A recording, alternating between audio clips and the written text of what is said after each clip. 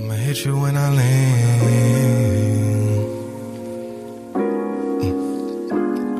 Take me back to the time, 1995. 1995. Yeah, 'cause it was B.I.G. on my TV. It was Nasir Jones, TLC. It was Guru and Preem, E40. It was Mobb Deep, Both Thugs in Harmony. Take me back to the time, 1995. It's me against the world, I've been ready to die. I'm on the far side, bumping Wu-Tang Clan. Yeah, trip back to the golden age, I hit you when I land. Damn, all the times I wanted to give up on myself, put down the pen and pick up something else. I think about back when I was a kid, watching your on TV raps, and how could I forget Cool J, Snoop and Dre, Big L, Pac and Big, Nas and AZ, Raekwon, Meth and Red, Gangsta's Paradise, I got 5 on there. Music from back then just hit me different. Had the jams on repeat, so when I went to school, I knew all the lyrics, it used to make me feel so cool. You inspired generations and made dreams come true. I wouldn't be doing this now if it wasn't for you. It's embedded in my soul, it's my path and my road, all that I ever known. How could I leave it alone? This my way to cope. When I start to lose hope, take me back to 95 when all the music was dope. It was B.I.G. on my TV. It was Nasir Jones, TLC. It was Guru and Preem, E40. It was Mobb Deep, Both Thugs in Harmony. Take me back to the time, 1995. It's me against the world, I've been ready to die. I'm on the far side, bumping Wu-Tang Clan. Taking a trip back to the golden age, I hit you when I land. I never knew what I had until it was gone. Chilling on the stoop, keeping it real in a song. Feds wanna put you in jail whether right or wrong. 1, 2, it don't stop, you know life goes on. I seen them come, yo, I seen them go. Keep your head in the game, you know pain is the growth. Keep your hands to the sky, fam, like you under oath. Stick to the plan and you'll never go broke. A lot of friends died and the malls are dead. Eyes in my rear view with all these thoughts in my head. Take a look around, who do you really call a friend when it all goes down? It's just you in the end. Follow the leader or just blaze a trail. Only got one shot, but many ways to fail. Keep playing the block, you gon' spend days in jail. The year was 9-5, the way it made me feel. It was B.I.G. on my TV. It was Nasir Jones, TLC. It was Guru and Preem, E40. It was Mobb Deep, Both Thugs in Harmony. Take me back to the time, 1995. It's me against the world, I've been ready to die. I'm on the far side, bumping Wu-Tang Clan. Taking a trip back to the golden age, I hit you when I land. I hit you when you land. I never knew what I had until it was gone. Wellness check. The year was 1995. She wrapped the baby up and threw him in the trash. I guess she thought she'd get away, wouldn't hear the cries. She didn't realize how much the little baby had her eyes. How much the little baby had her eyes. Now the baby Race of babies that will hate the ladies that make the babies. And I ain't trying to gas you up, I just scroll them how I see. Said it ain't no hope for the youth, and the truth is it ain't no hope for the future. I blame my mother for turning my brother into a crack baby. and then they wonder why we crazy. I blame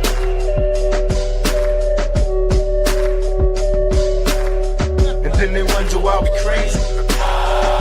Let's feel the energy, come on! Just 'cause you're in the ghetto doesn't mean you can't. J.F.K in the mix. Right now.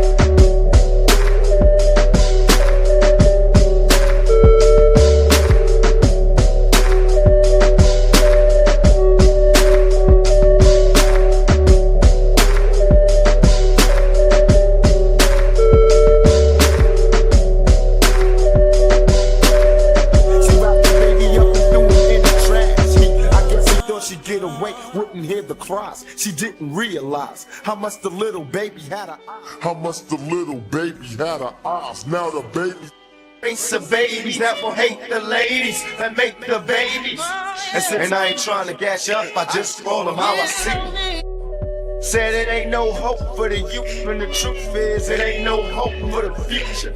I blame my mother for turning my brother into a crack baby.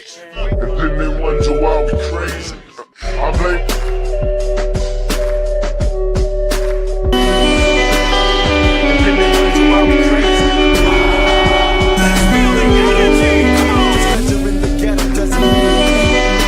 J.F.K in the mix. Right now.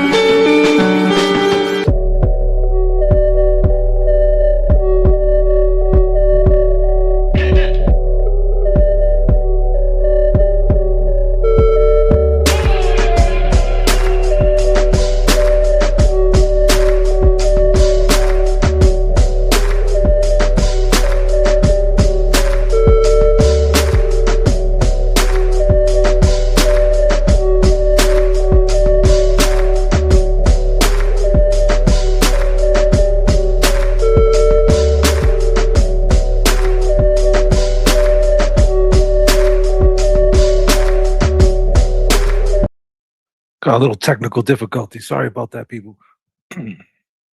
StreamYard's acting mad crazy right now. So sorry about that, ladies and gentlemen. Just working through the kinks. Sorry about that.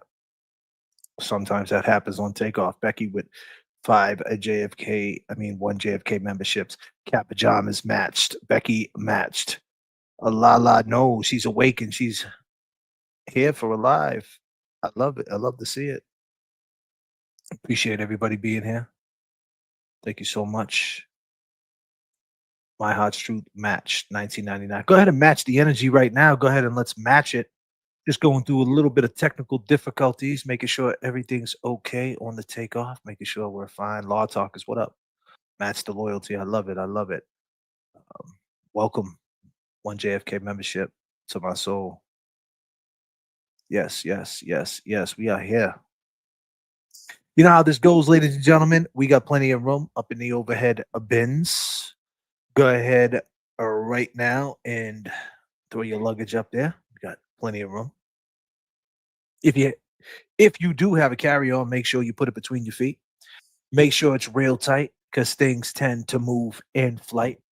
But before you do, make sure you take out your hips, vapes, Cliff Bars, whatever your vice might be. Put your trays up because we're going up to 39,000 feet. We got goals in different area codes. Go ahead and populate them right now, and let's get the conversation moving. And this is a message from the flight deck. Turbulence in the chat keeps the plane a rocking. I said, this is from the flight deck.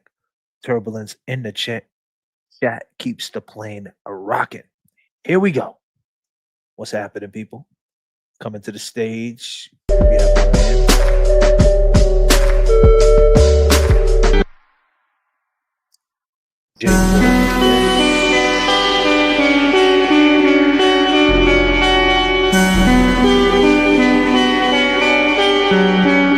What up, Oxymoron?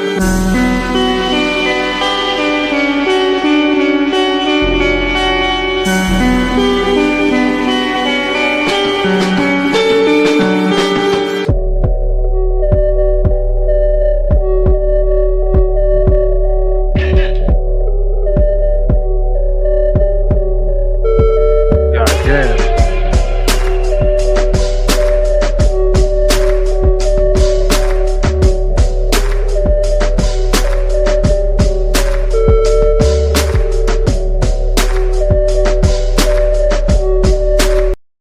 Weird Fall River accent coming through strong. She says, a replay attendance, a repay. Don't miss a beat forever and ever. Wow, Weird Fall River accent. I appreciate that. I really do. Man, that's some turbulence in the chat. Let's go. When I say all green, y'all say everything. All green. All green. When I say 1-9, y'all say 88. 1-9. 1-9. You were trying to get away. Now you glorify your team like this. 88. It's getting clock, don't say the time. We all live the same 24. Jesus baby this time. 1-9. When I say static, y'all say select up static. Static. Your shadow.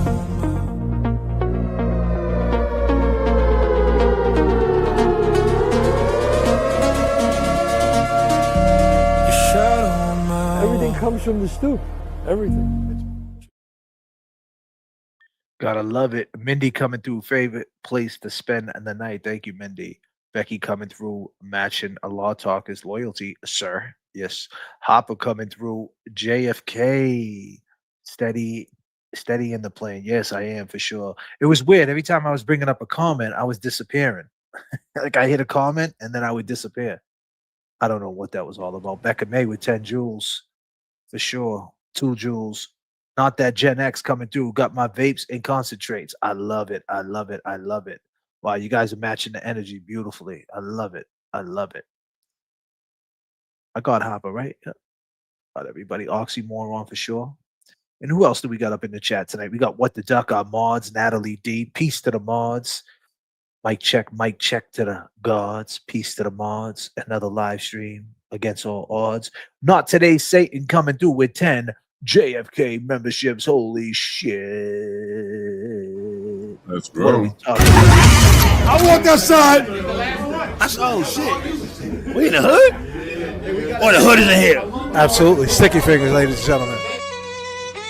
Welcome to the stream. 10 JFK memberships. I appreciate you, Not Today Satan. If you got a membership, go ahead and peace signs up for Not Today Satan. Kelly coming through with $9.99 helping us out. This is what's happening right now. Jay Brill, what's going on? Jay Brill, today they had on the stand the doctor from the hospital, Tewksbury, and he said that she admitted it to him that she did this. Does that change your opinion at all, sir? Master Loyalty, what's up, Jay Bro? And if people don't know what I'm talking about Lindsay Clancy.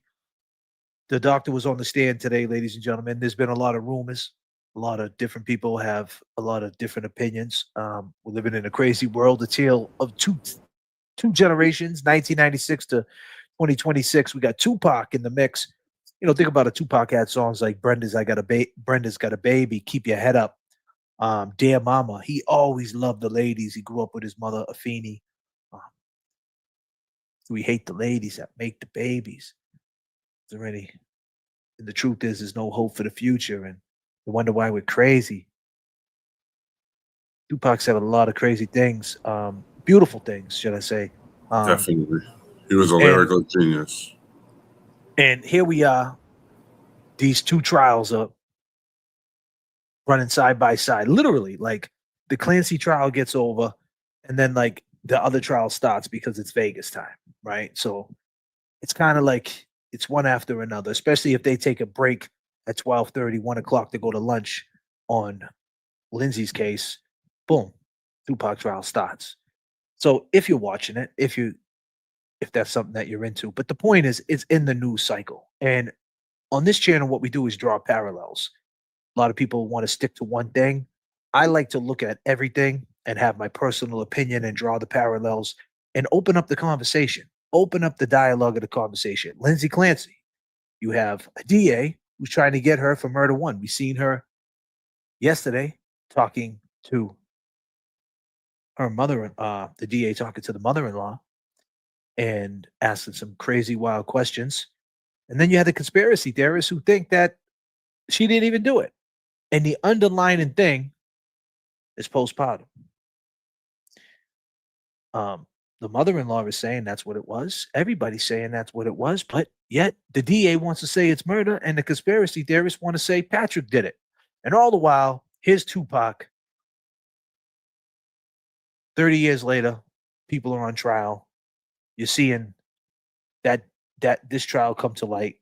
How he stood up for women, how to go back a little bit to go forward. And these are generational curses, right? Like we see what happened to Tupac, fame, mixing up with the wrong people.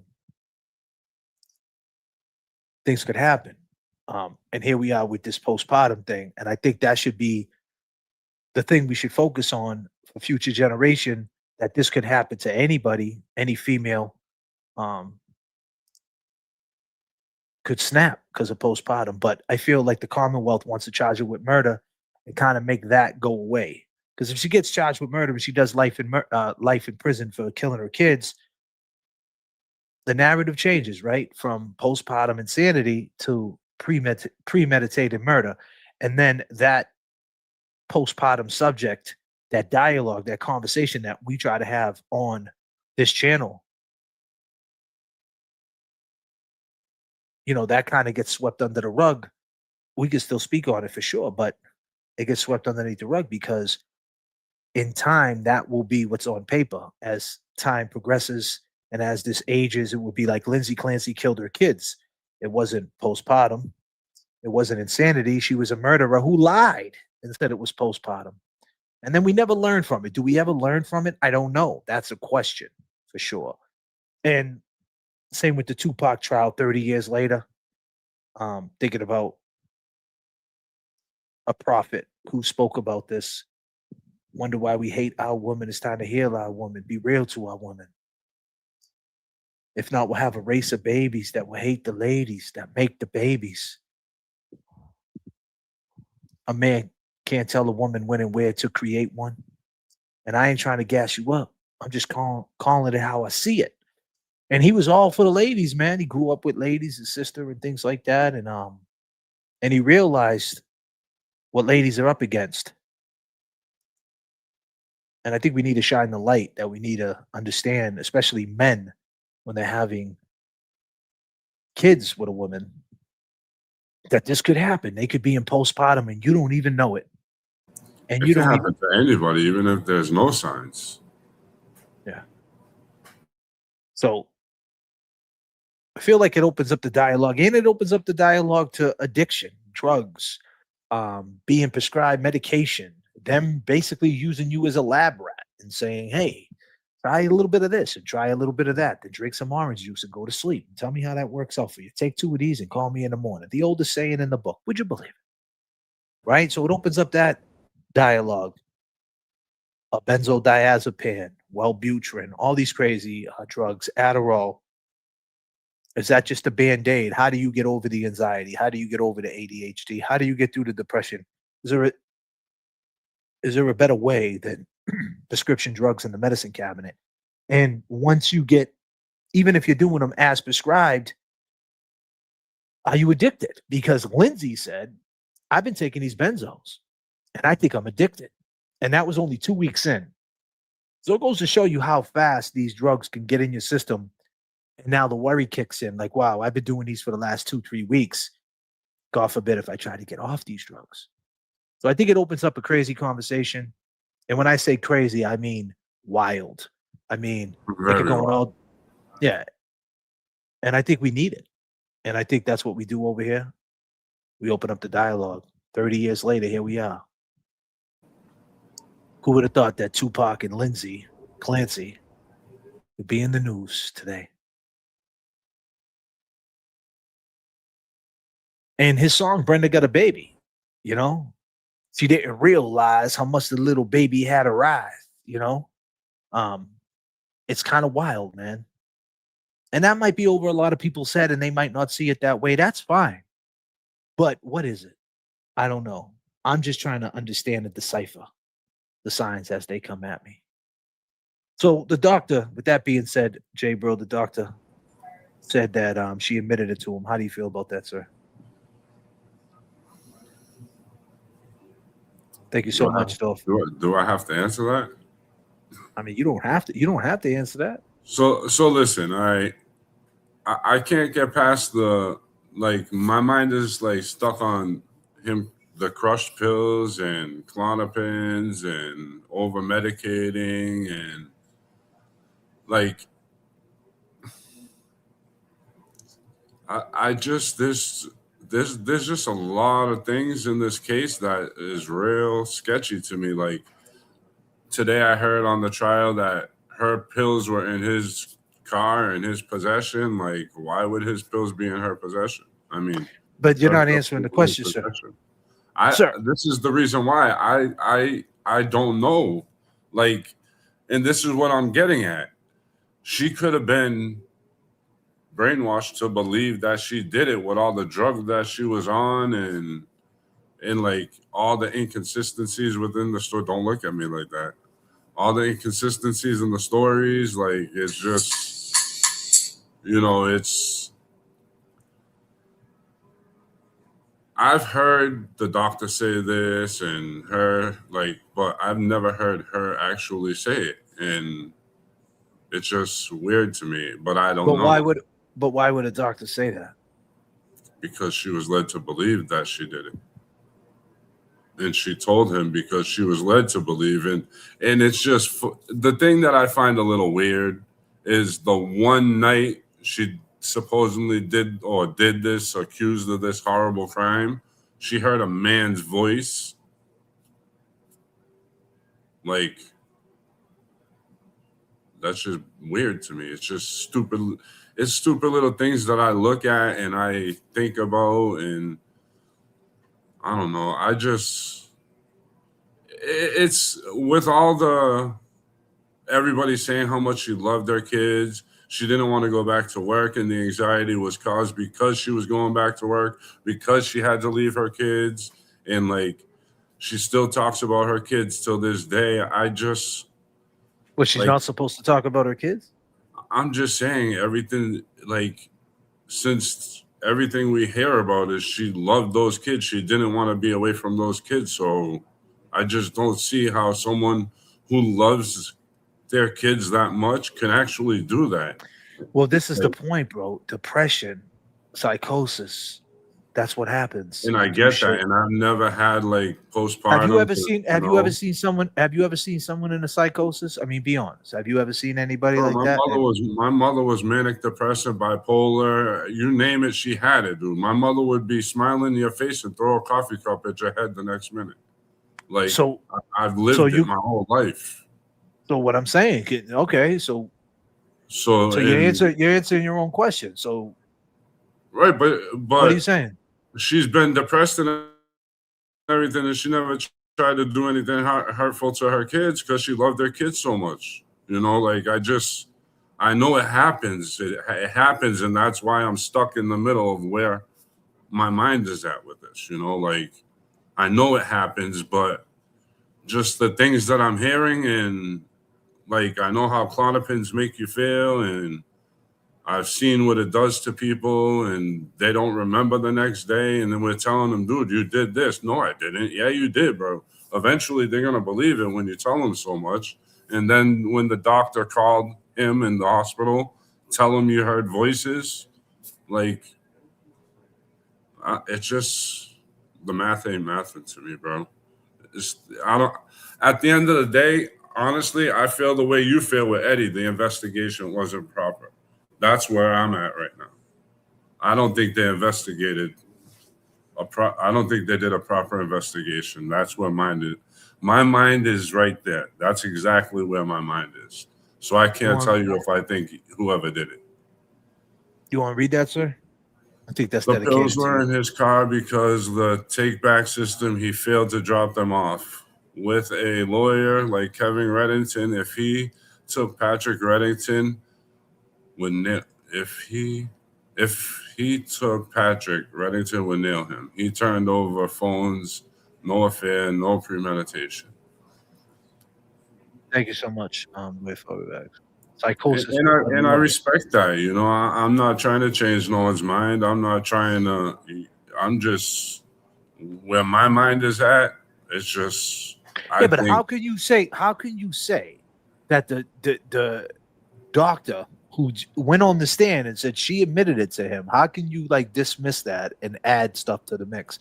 Why would she admit it? I'm Like not- what? I'm Like just saying because that's what she was led. I feel that's what she was led to believe, and that was before she talked to the doctor. Because remember, it took the doctor 2 weeks to be able to see her, didn't it? You know, she when she woke up, she was told she killed her kids. And why would he do it again? Bro, there's so many different reasons why it could have happened, bro. So We this knew guy, he- you think this all guy right, would do this? For one, And let me just say this. Let me just stop. And this is all disclaimer. No, let me just stop. Right? Let me just stop. I want to make a point. So, 1996, Tupac died. He got killed. People thought Tupac was alive. Huge conspiracy. People I are still telling. think he's alive. All right. Go ahead. I'm sorry.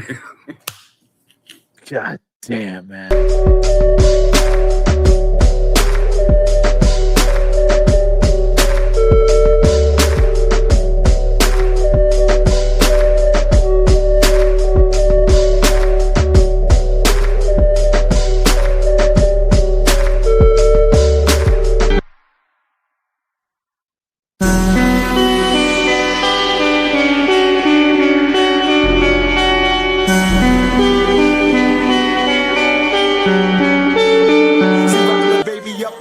In the trash.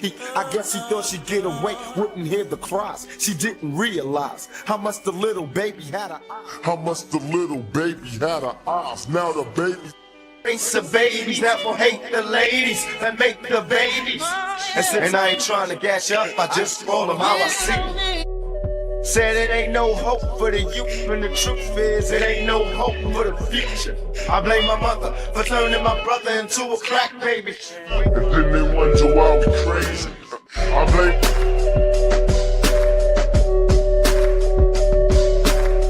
And then they wonder why we crazy. Let's feel the energy. Come on. Just 'cause you're in the ghetto doesn't mean you can't. J.F.K. in the mix. Right now.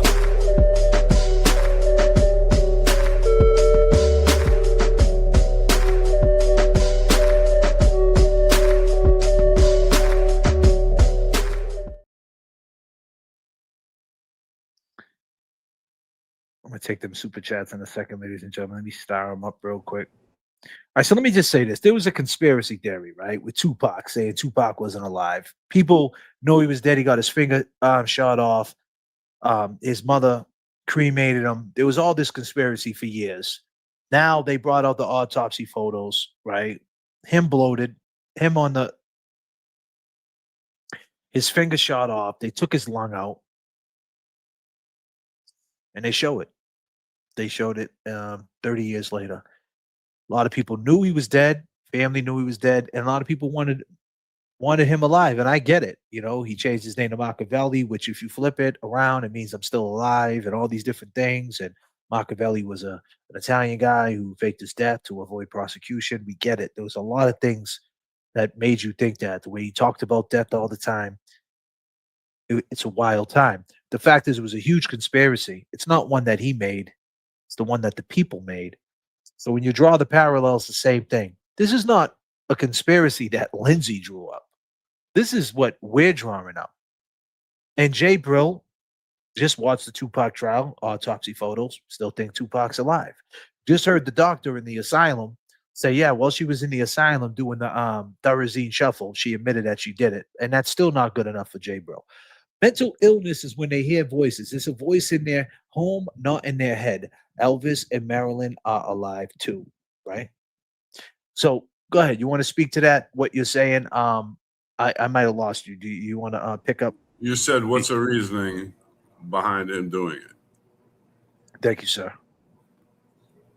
Maybe he knew that she was really ill and didn't want that no more, and he could have used that to his advantage. And that's why he found the crushed pills. And, you know, like, I'm just saying, disclaimer, but money is the root to all evil, bro. Jay Brolin, aka please locate Tupac. He's alive. It's hopeless. Special guest Abracadabra. Not today, Satan coming through. Thank you so much, guys.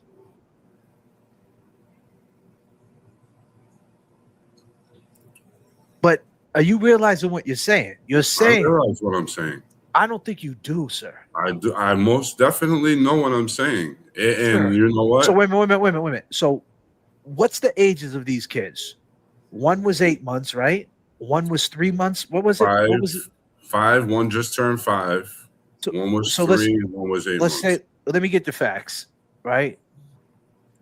What the duck, Natalie D, whoever, put the ages up. You don't have to talk to your phone. We got a chat. Pay attention to me, bro. Right? We're talking. Let them do it. That's what the chat. Stay a chat, bro. All right, got you. Go ahead, and someone tell me their ages. And I want you to think about this while they're gathering up the information. I want you to think about that. I'm just trying to get an understanding.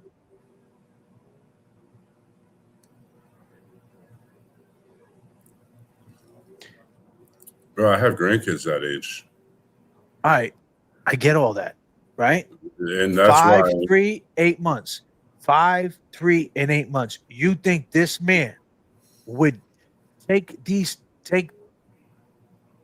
bands, the resistant bands, and do this to his children, all because of what again? Can you explain for what? And the mother's getting a financial gain to take little babies out possible, to bro. kill babies? To kill babies, sir? Oh, To kill babies, sir. I've seen it. You seen it, sir? Not in person, but Where'd you see it, sir? on the true crimes where they literally investigate those things, bro. It happens in this world. Okay, but Look at Harmony Montgomery. Come on, it happens. hold on, but Harmony Montgomery, man, but this is a different case, man. Like, she admitted that she did it, sir. Why can't you get past that? Why can't we just focus on the postpartum? Why can't you believe postpartum did this? Why does it have to be something else? Why can't? And that's the thing that gets lost. Why couldn't we just believe? Why couldn't we just believe Tupac got shot? I can't get past it because of the crushed pills and her never saying she did it. Patrick saying she did it until she talked to that doctor. The same way you can't get over the hump with Eddie being cut and 10 minutes later, it's the same. That's the same, bro. It's the same thing. Crushed, bro. Crushed pills. Explain to me how the Eddie case in this case is the same thing. The way I feel. I'm saying the way you can't get past the jumping story in Eddie's case, I can't get past the crushed pills. Yeah, but Eddie, hold on. Disclaimer, my dude. Eddie's saying he didn't do it, sir. Lindsay's not saying that. If Lindsay was saying that she didn't do it, right, then we could be playing a game of who done it.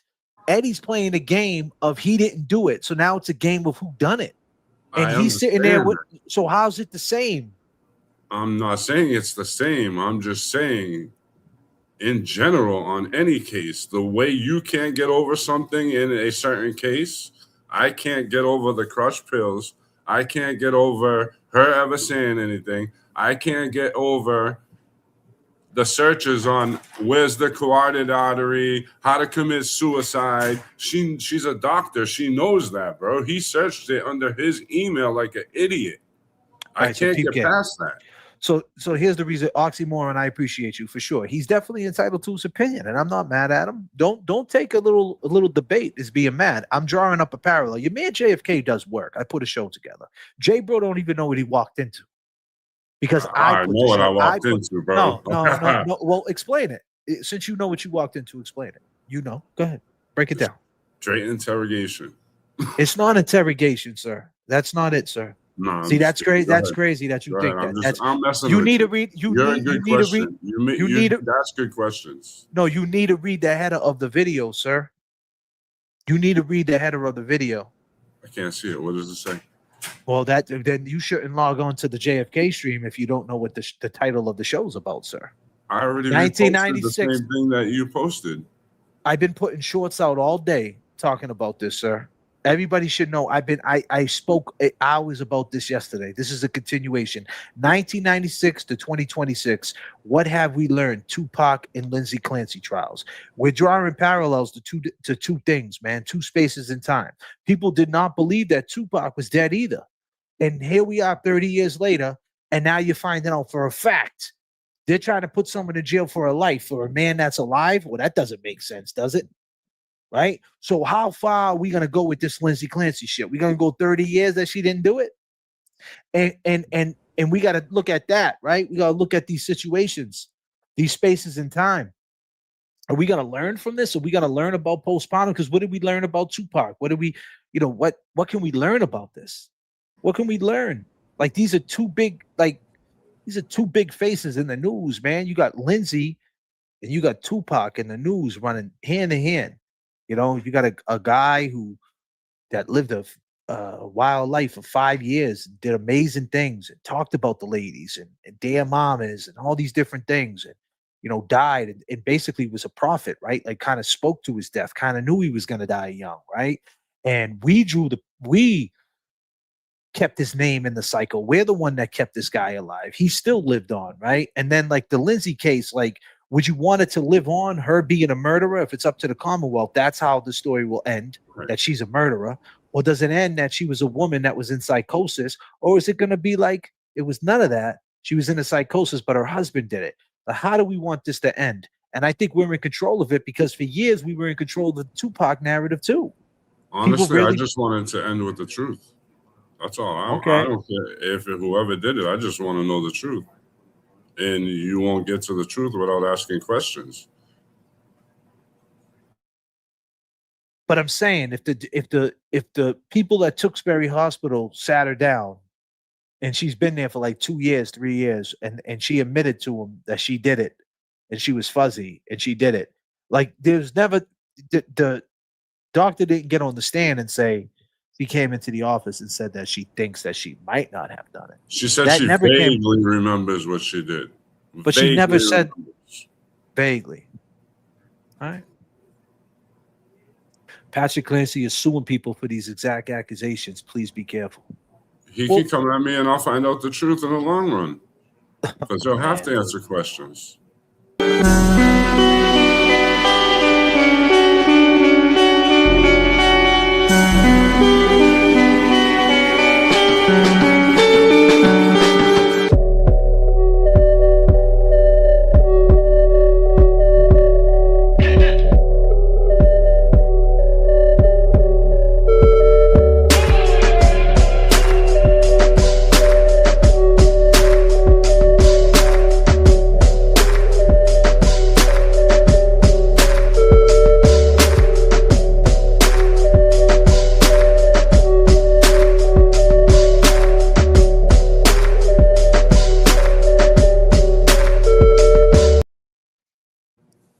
Keep in mind, and I just want to say something to anybody that's in the Clancy camp, Patrick Clancy, RIP to your beautiful kids. And I'm sorry that you're going through this for sure. And I'll tell you this, what I'm doing here is trying to get an understanding why the internet does internet things and how we can grow and open up the conversation. And why can't the Commonwealth, the Commonwealth could put this to bed. The Commonwealth could give her a plea, let her go to a hospital and figure out a plan for her. And we could put this to bed and we can move on. But they're keeping it alive because They want to see her get life in prison. They're saying that she did it on purpose. I just want to know how this is going to end. And it's funny how it's mental illness at the end of the day, whether postpartum or not. It's mental illness. And that should be the topic of conversation of how you go to these doctors and they just feed you the pills. And how many people are in denial what's in their medicine cabinet. And how many people go to their medicine cabinet every morning and say, hey, I'm prescribed this. A doctor gave me these pills. Yeah, but that doesn't mean you're not addicted to them. And that's just a fact. You know what I mean? And that's not me or anybody saying that you're a bad person.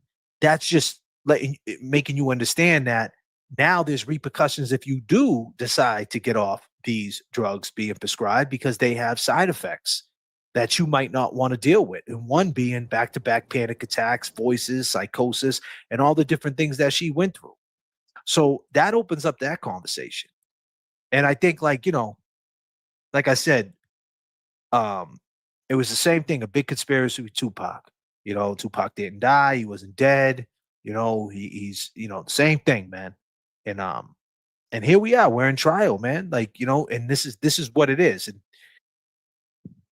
how's it gonna age? Like, we see what's going on with Tupac, right? Here we are 30 years later. Like, they barely holding on to a case over there because they decided to handle it the way they handled it all these years later. And like with this Lindsay case, it's starting to turn into a shit show too, because the internet is turning into something else instead of zoning into what it is. And I think that's very unfortunate. And as adults, I don't see where this generation, we win from that. I don't see like why we even saying that. Like, especially if the doctor's saying that she admitted it to him. I don't understand how many people need to speak to that. I don't know. It's confusing, man. It's confusing. See, that's why I'm to the point where I feel that it wasn't a good investigation. That's where my mind is at right now. So, because that's just where I have to be right now, because that's what I feel. For the records, I sometimes crush on Ativan when I need it to take effect quicker to battle a panic attack. It's not that weird. She crushes her pills. Yeah, I mean, I take creatine, the powder. I stick it in my mouth and I drink it. That's what I do. I don't put it in water. I just take the powder and drink it. Yeah, that's what I do. Yeah, that's what I do. Yeah, I mean, hey, it's all going to the same place, right? I mean, it's just the tale of two generations, man. And I think this is reflection from the past. Like, when you think about Tupac, right?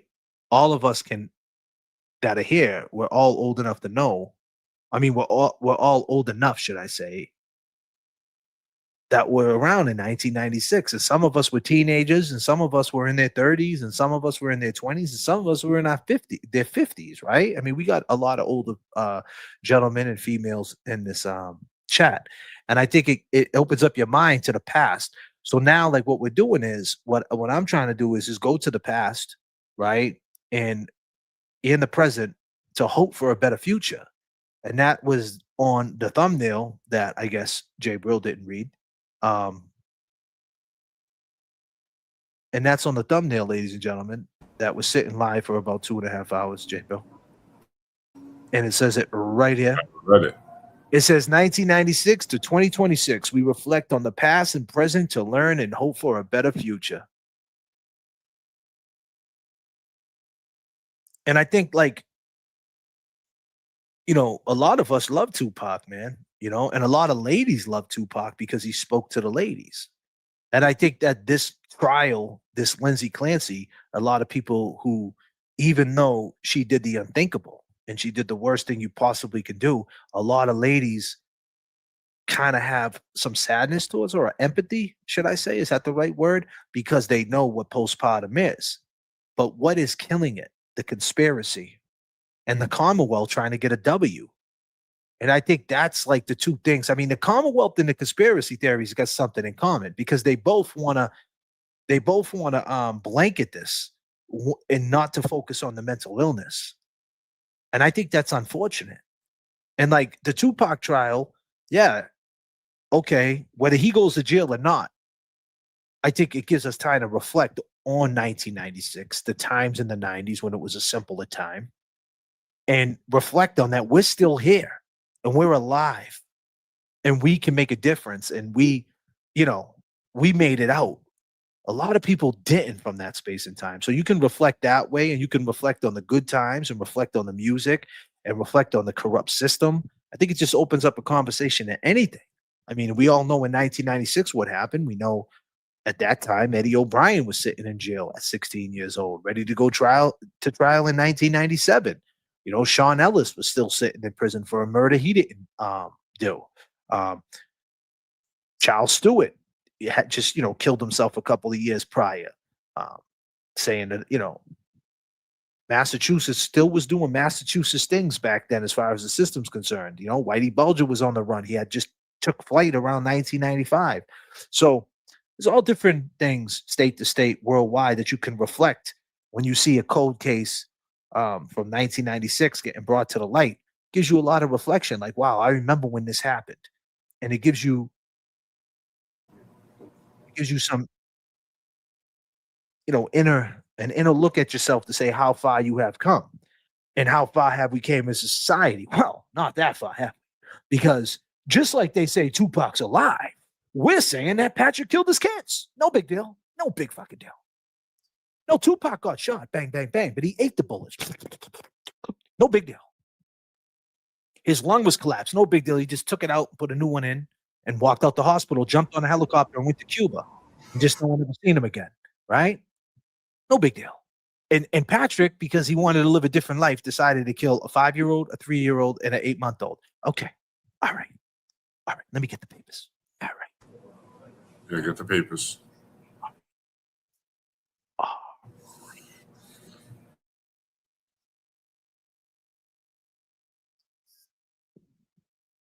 Goddamn. Papers, sir? You're missing your what's his name? What is it called? Clerk. Clerk? Where's your clerk? The clerk's coming. He's in the mess hall. He's all right. He'll be here. He'll be coming up soon. He's missing out on all our good notes. J.F.K. could be my dad. Goddamn. Nick Rocco, don't go there, buddy. Nick Rocco in the chat. You want to spend a little more time trying to do something with yourself and a little less time trying to impress people. You might be better off. Dude, there's people walking around with stage 4 cancer, buddy. Still figuring out a way to smile and not putting that accountability on their family. Like, I'm dying, you don't live. Your story's not a sad story, my man. What if somebody's panicking on that boat, they want to get off?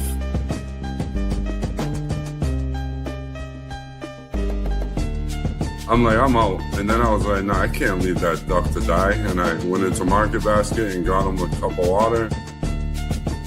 I don't know if I can face it again. I've traveled so far to change this lonely life. That beat of his got me like, I wanna know what love is. poor little ducky.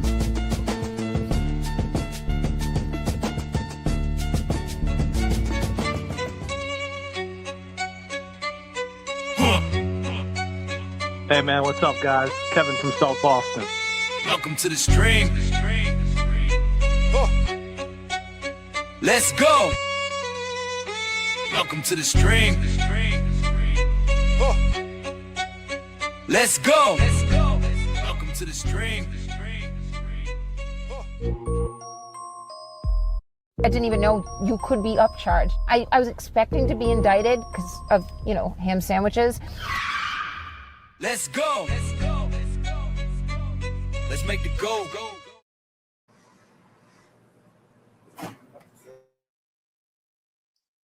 Yes. Had my first baby at 97. Wow. There we go. Yeah, man. I mean, it's crazy. But so let's move on from that. Do you think she's gonna get life in prison? You think the jury's going to find her guilty based on what you've been watching? Do you think they proved that she did it on purpose so far? I don't think she. I don't think they proved she did it on purpose. She'll get insanity if anything, whatever that is. I think she'll do time though. I don't think she's gonna get off. If you were going to make a guess, how much time you think she would get?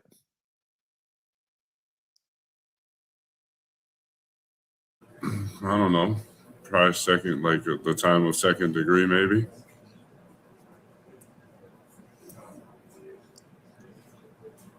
I got married in '96. Was a good year. Awesome with the accent. It was a good year. Yeah, I had my daughter. That's awesome. Yeah, she just turned 33 3 days ago. So you think she's going to get second degree murder? Is that what people are saying? How many said people in the around chat? around the time that they would give for a second degree murder charge. That's what I'm thinking. Do we think that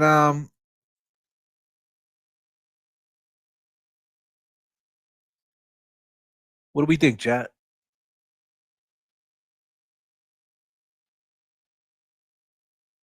What do we think?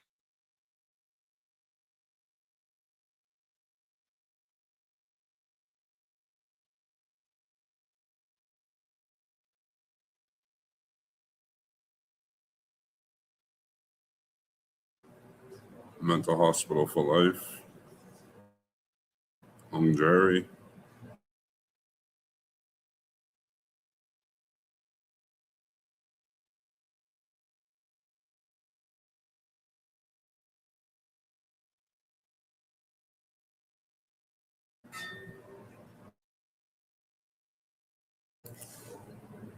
I know that prosecutor messed up with that mortal sin shit yesterday. Someone's saying guilty. There's a couple people saying guilty.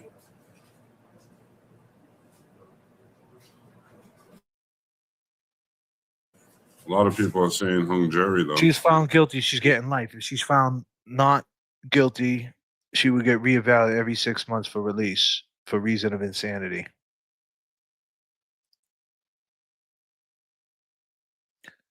"20-year psych ward." Well, how many people think that she deserves a second chance? Put your ones up if you think she deserves a second chance. Do you guys think she deserves a second chance? Put your ones up if you think she deserves a second chance at life. Like, would you guys see her and like a Market Basket or Publix and be like, "Hey, Lindsay." That would be a weird encounter, huh? Michelle Beach says she deserves a second chance. The one who hates Karen Reed. Damn, Michelle. You pick and choose who you like, huh? Nick Rocco saying, "Fuck that." Mike's like, "Nope. The men ain't dealing with that shit. You killed the kids, bro. See you later. Pack it all the way the fuck up."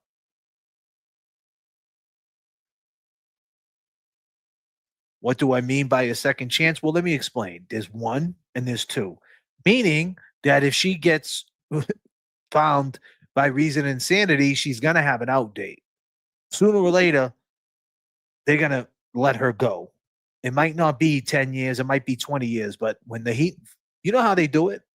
She'll sneak out the door. They do it all the time. There's dudes coming home right now from these spaces and times, 96, that did horrible crimes, and the families don't show up to the parole hearings no more, deceased, and they sneak them out the door and you don't even know. They're living right next to you. They're at the Dunkin' Donuts right now. Dudes who did 40 years sitting right next to you, smelling your perfume. And you got no idea who they are. It's a rigid system. I don't think I could, Miss 808 says. Nick Rocco says, "No one deserves a second chance at life who takes 3 children from this earth." I don't even know what to say, Greek Princess says. Well, Greek Princess, you could say baklava. You could say steak and cheese, extra cheese. right? Some mushrooms chopped up, some baklava on the side, some French fries. We could do that if you want. Greek princess, Greek salad. Throw a little lamb on it. Yeah. She doesn't want out. Oh, she wants to stay locked up. She wants to stay locked up until she realizes she can moonwalk out of there, right? She ain't moonwalking nowhere. God damn, bro. Jay, bro, man, you're very shit. Someone needs to My give you a bad. tetanus shot, bro. You rigid as shit, man. He's like, "Rah, everybody gets it tonight."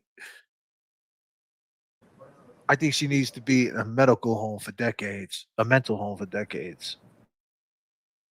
She lived. That's her second chance.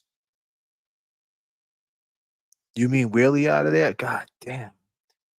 Nick Rocco says, what if Lindsay killed someone else's kids and she claimed PPP? Do you think people would still support her? That's a good question, sir. That's a great question, Mr. Rocco. She'll stay in Tewksbury for a long time. They won't just let her out. Well, guess what? Tewksbury's real close to New Hampshire, isn't it, JP? Bro, I pass her. I literally work right next door from there. My company is right next door from there. I think about stopping there every day. So you think about stopping there every day, Jay, bro? Every day? Yeah, I got questions I need answered. So what would be so what if you meet her and you feel that you met Eddie O'Brien, you thought by his looks, by his demeanor, he didn't do it. What if you feel the same thing with her? I won't share my opinion. But I'm asking you, what if you do? What if I do? Yeah.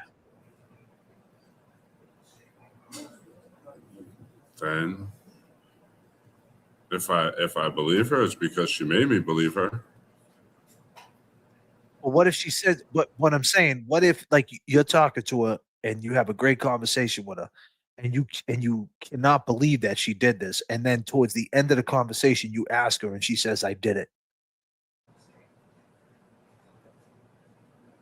If I see her look at me in my face and say she did it, and I feel that she's confident about that answer, I'll accept it. If she's confident in that answer, sir. Yeah, of course. Because if I ask you a question and you answer me like you're not 100% sure, I'm gonna be able to tell that you're not 100% sure just by the look on your face when you answer. Fair enough. Because everybody, if you ask someone and they're not sure, you see that little like even if it's the little split second, if you're paying attention, you'll catch it. Nick Rocco says, but the fact that she has even a chance to get out is not good. How do you feel about that? Do you think she deserves a second chance if this was a psychosis? If it was a psychosis, and do you think well, let me ask you this. Do you think it's okay if it's not Patrick? Do you think it was a psychosis? I mean, honestly, she had to be underneath something for Patrick to pull this underneath her. If Patrick did it, I definitely feel like she was, because look at all the help she tried to get. Like even when she thought suicide, she called and asked for help. She called the suicide hotlines multiple times. Like, that's why I'm saying like it's just I'm not 100% convinced. That's what I'm saying. I don't think the investigation was done properly. I think that they focused in on her because Patrick said it, she admitted it, and that's where they were focused on. And that's why I'm just like, if there was a full-out investigation and they searched everything for him and they did all that instead of just going down that one, like that tunnel vision, then it would be a whole different story. But they focused on her. They didn't investigate anything to do with him. Yeah, they checked his watch, but the Apple Watch appears days after they investigate. I mean, they search his house and take all the evidence from the house, the Apple Watch pops up. Like, it's just fun, different things. It could have been a better investigation, and that's where I'm at with it. Nick Rocco said, if my wife killed my kids, God forbid, Nick Rocco, right? I'd want her in jail. But here's the thing. Question. Why don't you think he wants her in jail? Because he's not like in the mother saying that she was looking for help. It doesn't seem like they're pushing, like they're against her. It seems like the opposite, right? Do you get the vibe that it's the opposite? Am I bugging about that? Does it look like he's kind of helping her out? Every prosecution witness, I think, helped the defense in some way.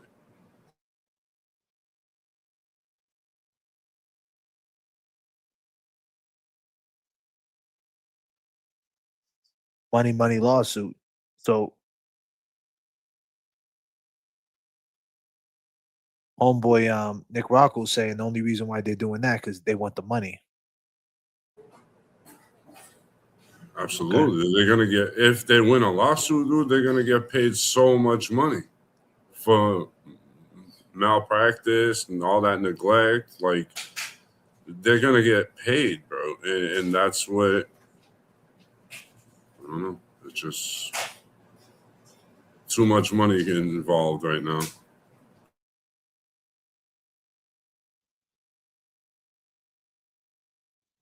And I'm saying that for both of them, not one of them. Long gamers, it is time to match the energy. Let's feel the energy. J.F.K. in the mix. Come on. Get up. My dad, it's not talking to you. It's not talking to you that I'm standing on business, is it? It's not clocking. Match the energy. Turbulence in the chat keeps the plane. We are all we got. The pivot is magical. One's up. J.F.K. in the mix.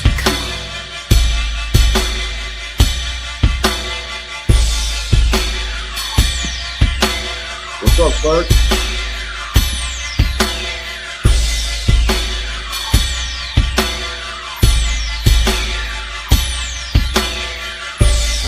Every time I'm surprised I'm not in a cell right now.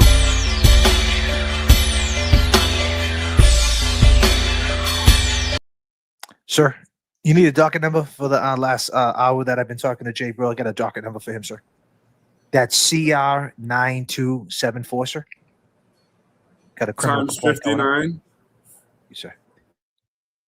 Can't hear you, sir. Mr. Clerk. You're muted, Kev. I mean, Mr. Clerk.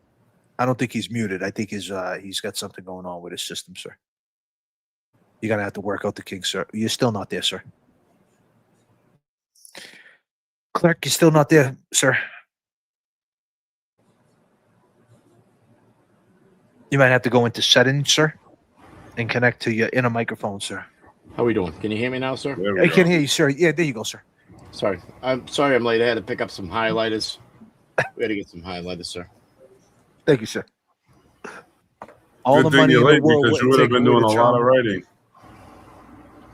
Yeah, I was listening. I was listening and shit. God damn. Talk to the people, Kev. Yeah, I mean, hearing the testimony of the doctor that was treating her. He knew that she was in psychosis. He's not the only one that she voiced her thoughts of and experiences of hearing voices, and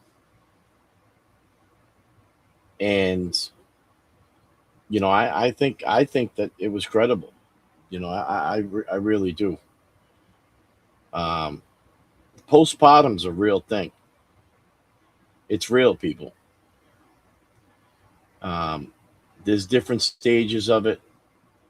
And I'd say, at the stage she was at, she was full throttle.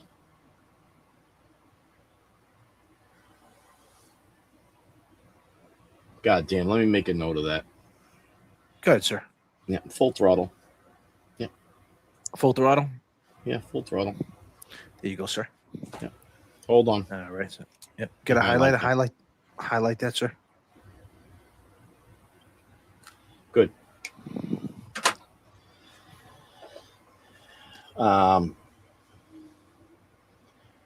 mean, where is this lead? Where is this going to head to, though? You know, that's the question. You know, we you know, it's like almost like the countdown is ready to happen. You know, Reddington's going to be done very soon with his witnesses and the people that he wants to call up there. Next week, dude. This shit's done. I heard he's calling Patrick back up to the stand. Is that true? Yeah, is he? That's what I was hearing. Now that's going to be interesting. Yeah, that to me would be. Where'd you hear that? That's very interesting. I heard it in the beginning of the trial when he got off, but I don't remember where. And then someone in Mike Crawford's chat said it again today. Mindy saying nope. Rachel saying that's not true. Little Drummer Boy saying he is not. I don't think. Why would he do that? Yeah, you know, I don't think it would be a smart move. I don't think it would be a smart move on the defenses, you know. Yeah, I don't know. That's why I asked you guys if you heard about it. Nope. I haven't heard about that.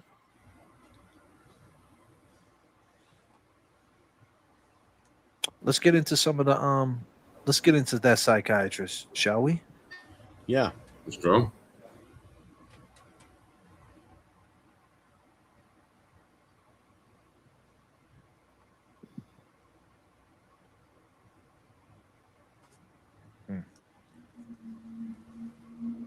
Good, sir. I got it, sir. Just working up the case, sir. Yep. A lot of buttons, sir. Got to hit, sir. And gas pedals on the right.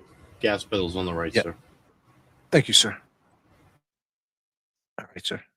Complaints at that point about the effect, if any, of medications. Yes. What did she say? She said she felt like a zombie.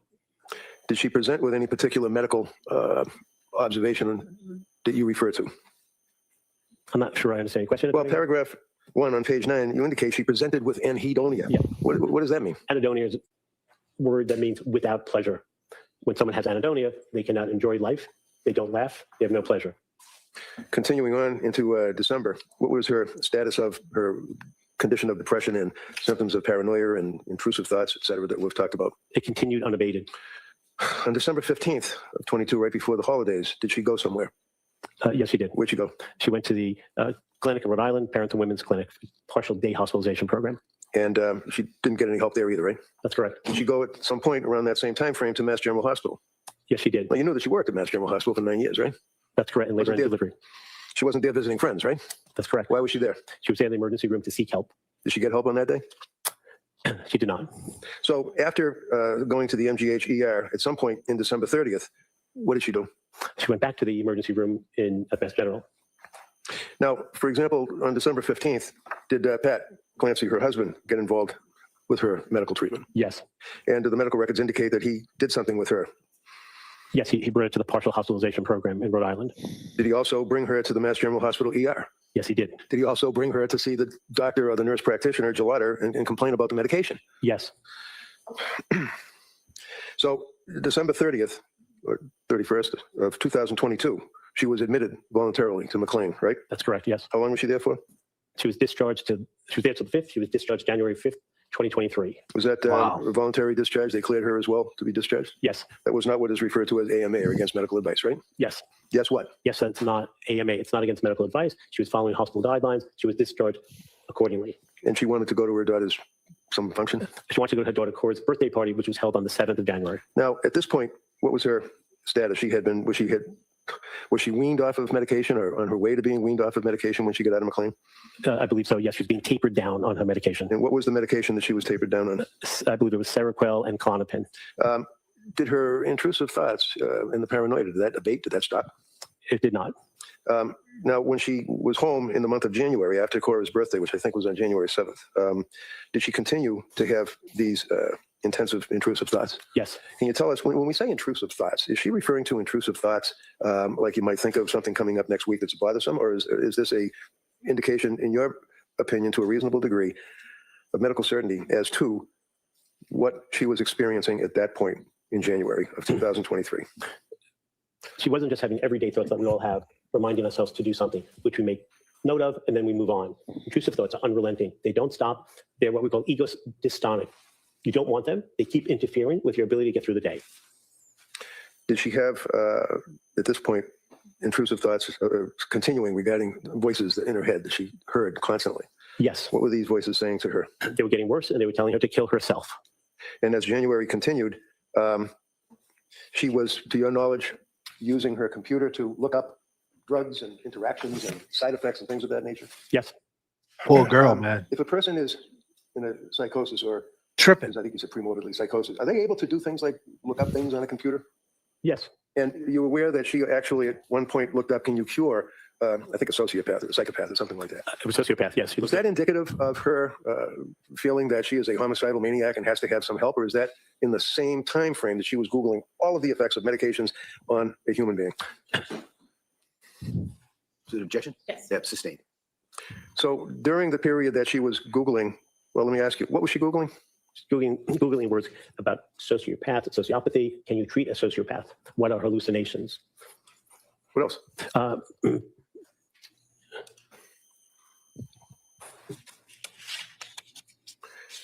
Bear with me one moment. If you don't mind. Well, you had a chance. Did you look at the Google search? Well, I'm saying in this space and time, DB. Thank you for DB. You want a link, DB? Someone send DB a super chat. Get the papers, DB. Got to give her give DB a DB docket number for DB. Yeah. Go ahead. Go ahead with the docket. That's CR 4572 to DB, sir. Yep. All right, sir. Get the paper, Yep. sir. Yep. Noted. In this space and time I'm talking about, this was before she killed the babies. Are we not watching the same trial? So when I'm saying poor girl, I'm saying poor girl who's going through this in this moment in time, trying to fight this shit off and trying to get help. And she doesn't know what the fuck is going on. For sure, poor babies after January 24th. But in this moment in time, this was the help. This was the help she was seeking before this happened. That's what I'm saying. But DB, that's why she got a criminal docket number. You got that, right? Can you highlight that, Mr.? Yeah, highlight that, sir. Let's fucking highlight that. Thanks, sir. DB, sir. All right, DB, sir. DB. DB. Thank you, sir. All right, I'm going to put a star on it. Hey, can we get some stickers? Hold on. Give me a second. Yeah, put a sticker on that, sir. Yeah. All right, sir. Hold on. What do you got? You got a monitor back there, sir? You got a old monitor back there? Yeah, lobby. Could you send up some stickers? 6th floor. Yeah. No problem. Thank you. How are we doing, sir? We just picked up this new this monitor. It's an old school. You know, can be a TV. Got a DVD in the front in case I want to watch a DVD. You know, hey, DVs are still out there. They're great to have. You know. Yeah, they are, sir. It's nice to have a DVD. You just throw it in there. You know. Can we get a criminal docket number on that DVD player that you got? I'd like to have a lot of these criminal docket numbers that we're logging in. They're going to be displayed on the monitor. That's why I got the fucking monitor. All right. You know, then I can take this. This is what it's all coming down to, JFK. You know, we're gonna have to set it up.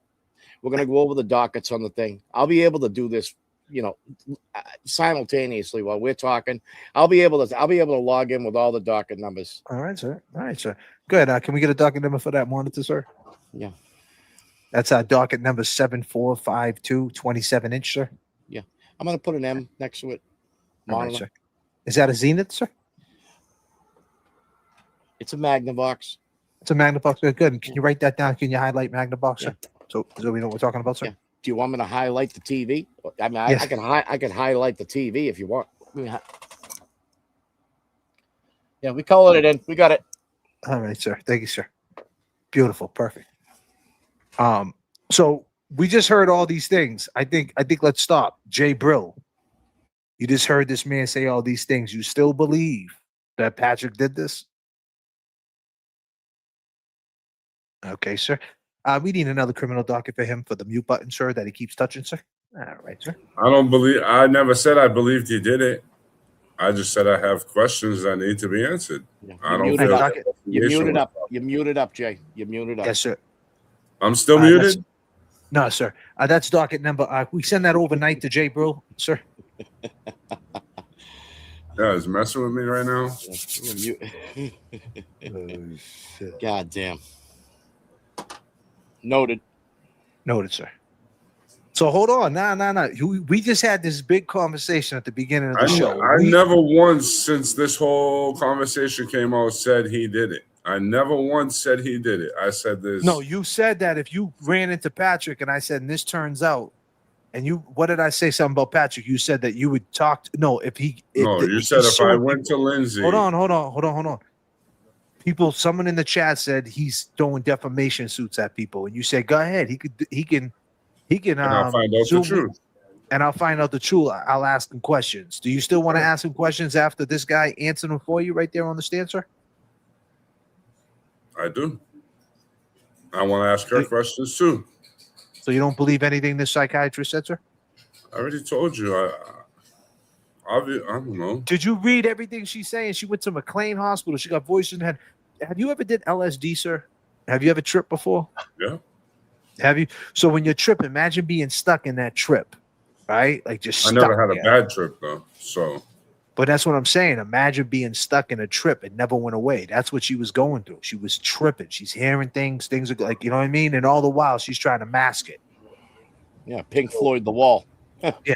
Yes, sir. You don't want to watch You see, and that's another thing too. That's a big thing too. I've never been in that situation. I don't know how it feels to have that sickness, you know. So, like, I get the ordinary depression, whatever, but I know how to battle that.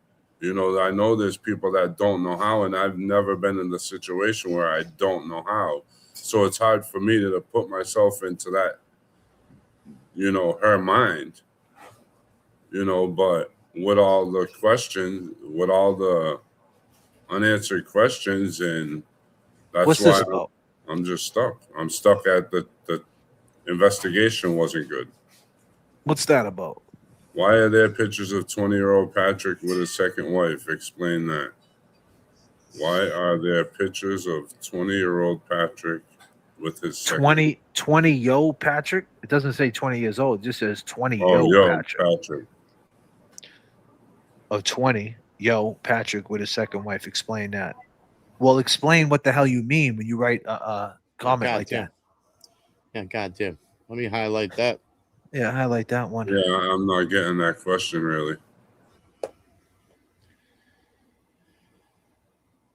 So you still ain't putting down what this guy's saying. Well, I want to chime in. I mean, just to chime in on that. You know, let's not forget. I mean, this guy's up there speaking on the behalf of Lindsay, and you know, she was his patient for sure. You know, I mean, he ain't gonna be up there as you know, a friend of the family or something like that, speaking on, you know, his definition of psychosis and postpartum. You know, Oh, so hold on. Let me just stop you. So, context of what you said. Sorry, Kev. Why are there pictures of a 20 years old Patrick with his second wife? So 20 years ago, he had a picture with his second wife. Is that what we're saying? Like, there's a picture of him with his second wife, like they were friends prior to this girl. Oh, I think, yeah, they probably saying. knew each other. There was pictures of them before they became married. Greek Princess is saying she's seen that. Okay, Yeah, explain but that. you also can't believe everything you see on social media either. Why are there pictures of 20-year-old Patrick with his second wife when they were in college? Explain that. Okay, but there probably is an explanation towards that, though. Because explain that she was going to all these places saying she's hearing voices in her head. Were they married 20 years ago? Now I'm going to just say this. Now, if you said that she was friends with Lindsay, then I'd have some second thoughts. They dated back in the day. Okay. But you're saying just because they rekindled the friendship, or even if he was cheating, that, the only thing you could say is that then, to me, if you're saying that he was cheating, then you're basically, I would still say Lindsay did it, but that would give Lindsay motive for doing it, and which means that she murdered him and it wasn't a psychosis. Exactly. That she was depressed and she was going through things, but then she got vindictive and she did the unthinkable. Well, I mean, knowing what she did, all because of what he was doing or whatever. So then that would make him create a piece of trash too, if he was going along with this, knowing that he was cheating on her and that he knows that she murdered his children, and he's saying, she was sick, when in fact he knows the reason why she did. That would be two sick people right there. So explain that. And that's another good point there too. Like, everybody says, "Oh, if that's were my kids and that was my spouse, I would want them in jail." Why don't he want her in jail? Like, why doesn't he? Like, well, you said it earlier, because he doesn't want her in jail because he wants that to be ruled like a mental issue, so he could sue all the people who gave her these drugs. Right? You said it earlier. You made a good point earlier. Did you not say that, sir? Was that you, Jay? I said that. Of course, I said that. Yeah. So I mean that could be it, right? That makes sense. Let me note that. I might have been out getting highlighters. Yes, sir. What did he say? What did he say earlier? He said that he might be going along with it. Him and Nick Rocco said the same thing. They're going along with this, psychosis thing. Obviously, to sue the doctors who gave her the drugs. Or treated her, let her go. January 4th, she was in McLean, right? If they would have kept her, it happened January 24th, right? I mean, I don't know. Would she have done it in March? Would she done it in February? I don't know. Well, I mean, here's the that's the thing. That's the only time they found crushed pills there. Well, actually, that's the only time they searched. So never mind. That doesn't even make sense. Now, here's the thing, and the reason why I said, if I found out that Lindsay knows this new wife, from back in the day, or if she was a problem, years prior. Like, I mean, So hey, we don't know the backstory with them. But does that mean that she did it on purpose? I mean, Nick Rocco wants to see her fried. Nick Rocco wants to see her sitting in Framingham eating honey buns for the next 50 years. That's what Rocco wants. What do you want, Kevy Kev? Do you think that she should get a second chance at redemption? Is that the right words? Like a second chance at life? I'm just gonna say this to you: if she was sick and she needed help and she didn't get it, I think she should get the help now, and if that means being contained to a mental hospital for a majority of her sentence to get help and to be treated, then so be it. But I also think that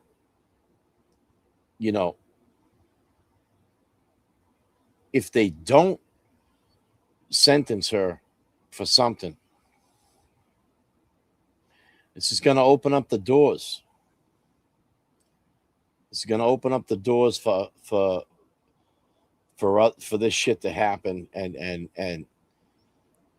I think they need to take some corrective action with the way the healthcare system is ran, and highlight, and I mean highlight, these downfalls.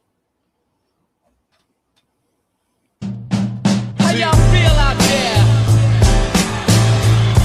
Oh yeah. All right.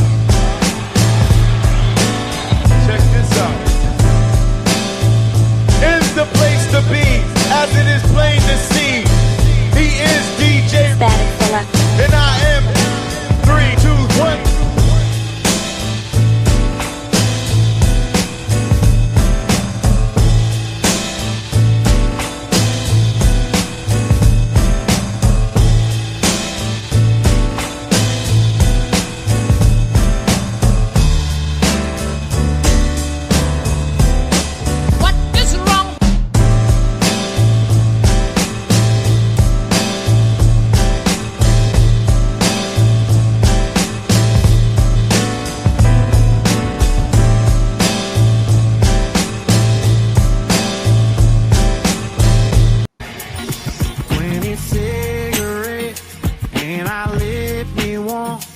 What up, on that people? redwood deck on the Montbreon. She was with the friend. Long gamers, it is time to match the energy. Let's feel the energy. J.F.K. in the We mix. burned too. While she told me about her hometown. She was drinking Tito's. Said I better slow down. I was like, hell no. I ain't drinking by myself, no. Said she loved my accent, so I kept talking. Reached for the back on the table, put my wallet. Beat go off the life the night we had left. 13 cigarettes, and I lit me one with the windows cracked in my old half ton, singing "Take Me Home" on them country roads. So I turned off on one. The next thing you know, we had a beer bottle looking like an ashtray under that full moon. She was about halfway naked in my truck bed, so I helped her with the rest. She was saying my name, barely even knew it. We were both lying, said we never do this. To the music of the wind through the woods. 20 cigarettes, and I lit me one on that redwood deck on the. Y'all know how this goes, right? Mic check to the guards. How we doing out there? I got 20 on the jukebox. Who's rocking out? Come on.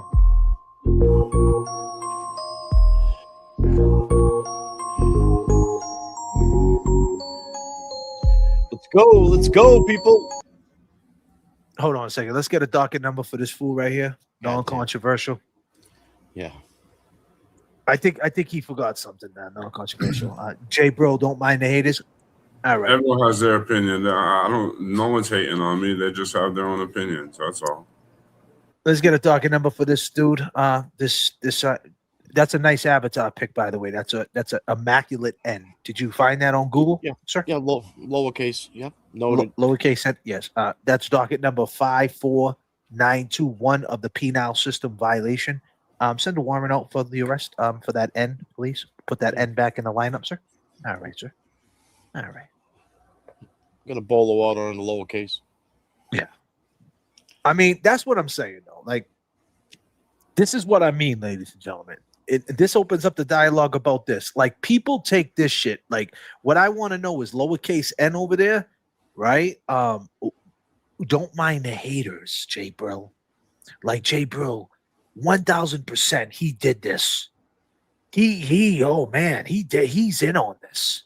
Trust and believe. I mean, even though she was in McLean Hospital January 4th, 20 days before, even though she was Googling suicidal thoughts, even though a psychiatrist is saying she admitted it, even though she admitted it, no. Let's just run with the conspiracy. And by the way, Tupac's alive. That murder trial they're having is for a dummy. That's not really Tupac. In them autopsy photos, they put a fake Pac there on an autopsy. They did all that. Yeah, they did all that. Yep. Had his family crying today. Yeah, I mean, it had his family running out the fucking room. I mean, fucking unbelievable. What I mean, like this is the enablers. Like, if you're gonna believe that, if you're gonna believe these conspiracies, why not just believe now? J Bro, you see what I mean, right? Point to JFK. What does do you know J Bro? You and J Bro eat steak together? Point to J Bro has a channel, ladies and gentlemen. And here's the plug. Go to J Bro's channel. If you could go to J Bro's channel and you guys can light it up. You guys can light that shit up. Patrick did it. I ain't letting that shit fly over here because there's doctors in Tewksbury Hospital saying that she said she did it. Like, why can't you not see that?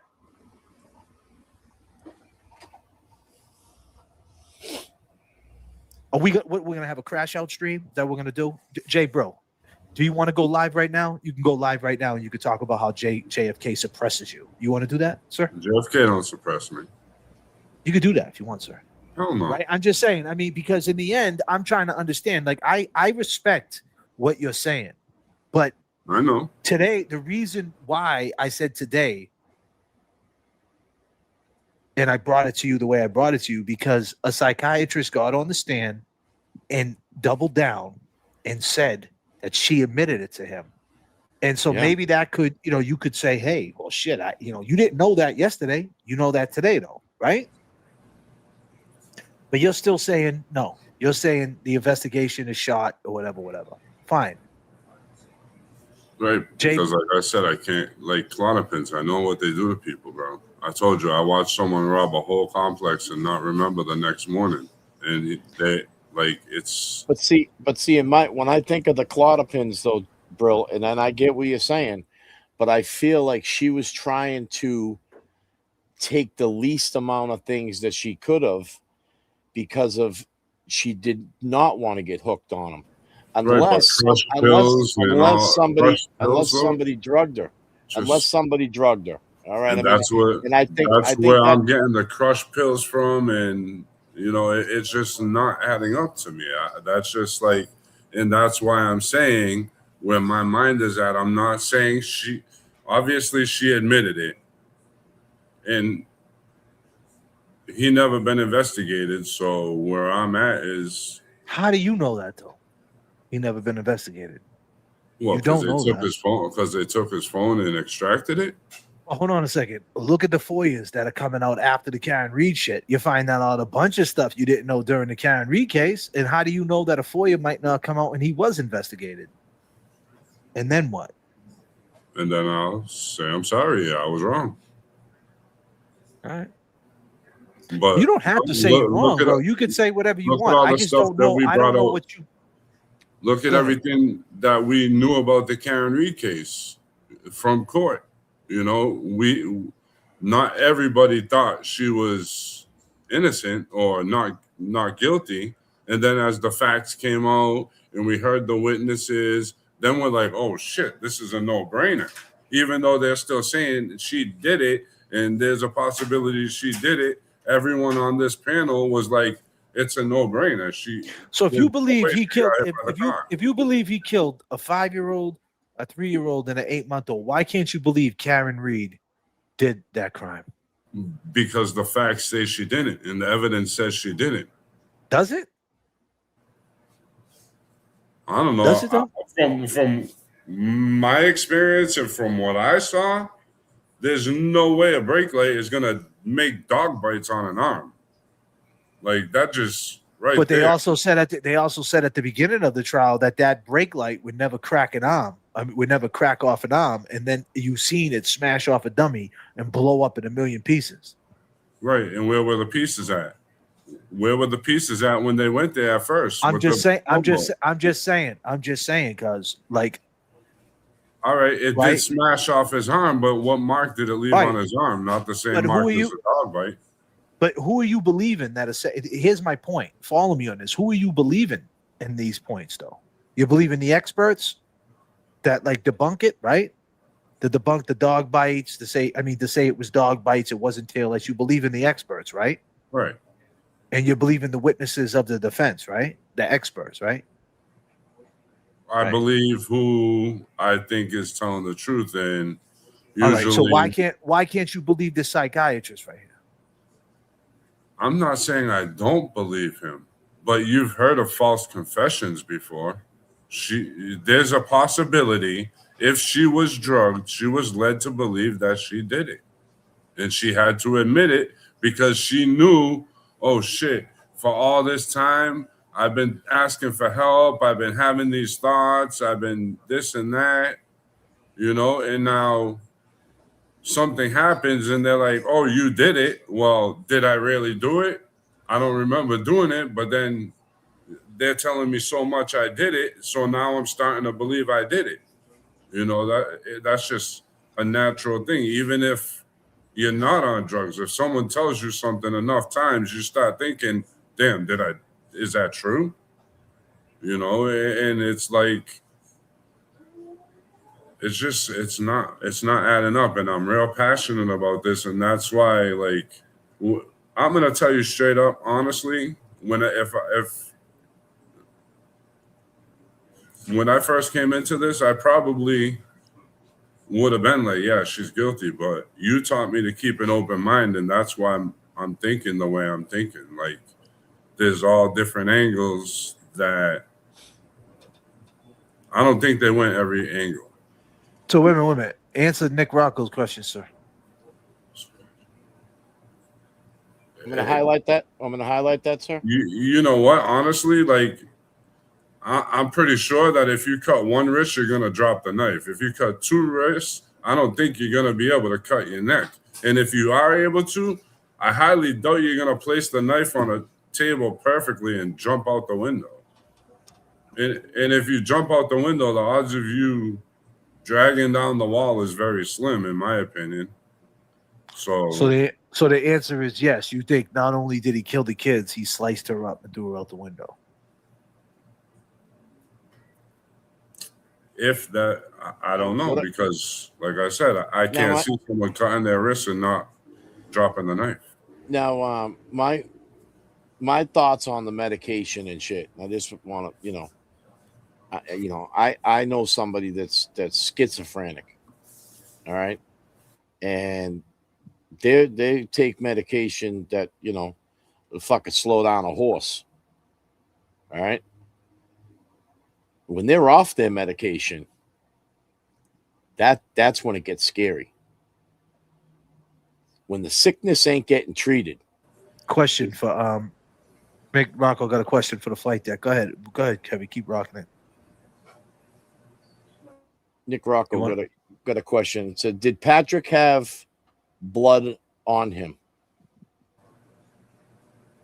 I don't know. Good question, Nick. I'm going to highlight that, Nick. It's a great question, but did they look into that though? Because that was, that would have been part of investigating him, is if he had blood or there was blood in the. This is something like. It's just, I don't know. Back to what I was saying about the medication. It's when send Nick Rocco a link. It's when you're off the medication. You got him on the face. Sorry, I don't have him. I might have him on X. I can send it to him on X. We'll send it to you on X, Nick Rocco. We got Nick Rocco coming up to debate Jay Brill. This is when it gets interesting. Yeah, go ahead, okay. Kev. It's okay, sir. Hold on, sir. Go ahead, sir. Go ahead. Go ahead and Yeah, main lobby. Yeah. Rocco, he's coming in. Yes, sixth floor. Yeah. All right, sir. Have him bring up a blue and an orange highlighter. Front desk, thanks. All right, sir. We got a docket number for Rocco, sir. Yeah. All right. Yeah. Lock the fucking door then. Yeah. Sorry about that, sir. No problem, sir. Can you tell him we got a docket number for Rocco, sir? Yeah. 54321. Yeah. There you go, sir. All right, sir. Get the papers, sir. Yeah. Papers? Yeah, I got them. Noted. Yeah. All right, sir. Back with what I was saying here is go ahead, Kevin. Is the it's when you're not on the medication is when it gets scary. When you got an underlying medical condition,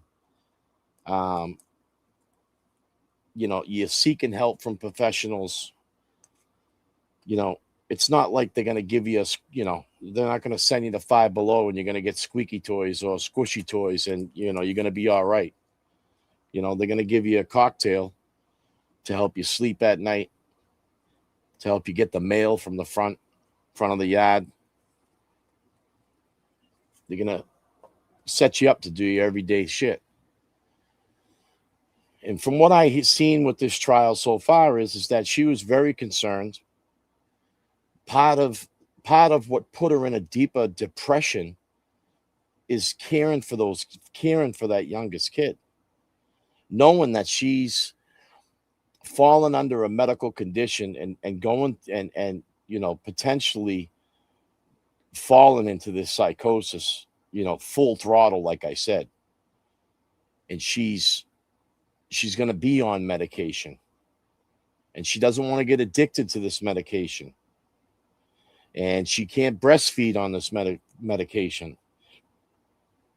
Rocco has entered the chat, ladies and gentlemen. Ladies and gentlemen, peace signs up for the one and only Nick Rocco. Let's go. Nick Rocco, let's go. Let's go. Rocco, gentlemen. I don't come in much, but you love this place.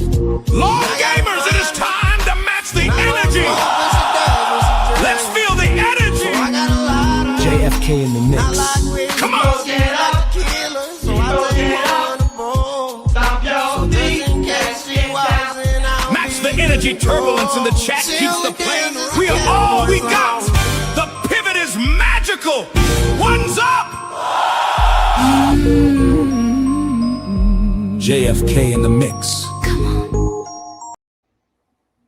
Yes, yes, yes. Nick Rocco is here, sir. What's up, my brother? What's going on, guys? I think the last time I was on this show was December 2025, I think, when I called in and we had a late night conversation. It's been a while. Yeah. It's been a minute, man. Happy that you're here, man. Thanks for jumping on. What you want to talk about, brother? All right, this is how I want to lay it out. Go ahead. Who ordered the food? She ordered the food. Who? She did, right? Right. So she was alive at that point when she ordered the food, right? Yep. Okay. So, well, she's still alive, but the kids were still alive and she was alive when she ordered the food. Right. So Patrick, we know, arrives at CVS at 5:32, right? 5:32, yep.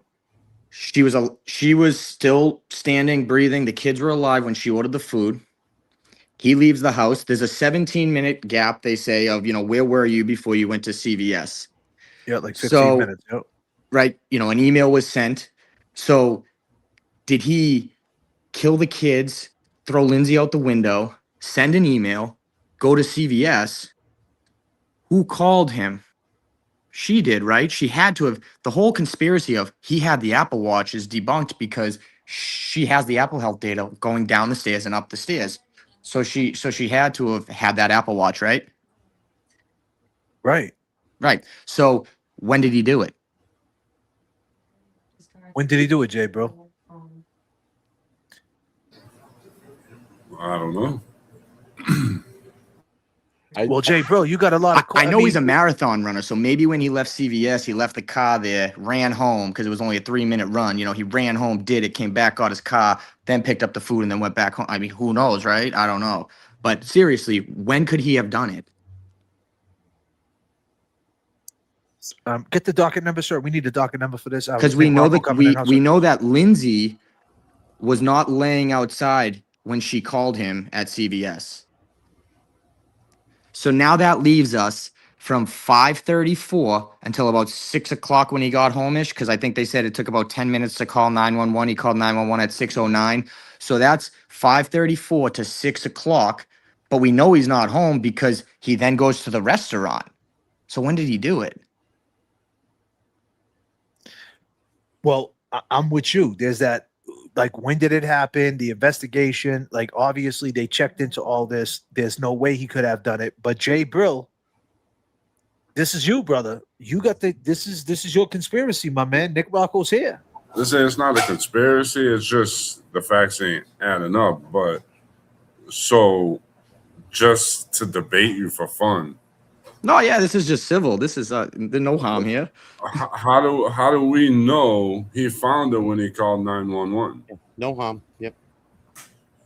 How do we know it wasn't before? Well, before that? Because he left the restaurant. There's a timestamp. He left the restaurant, right?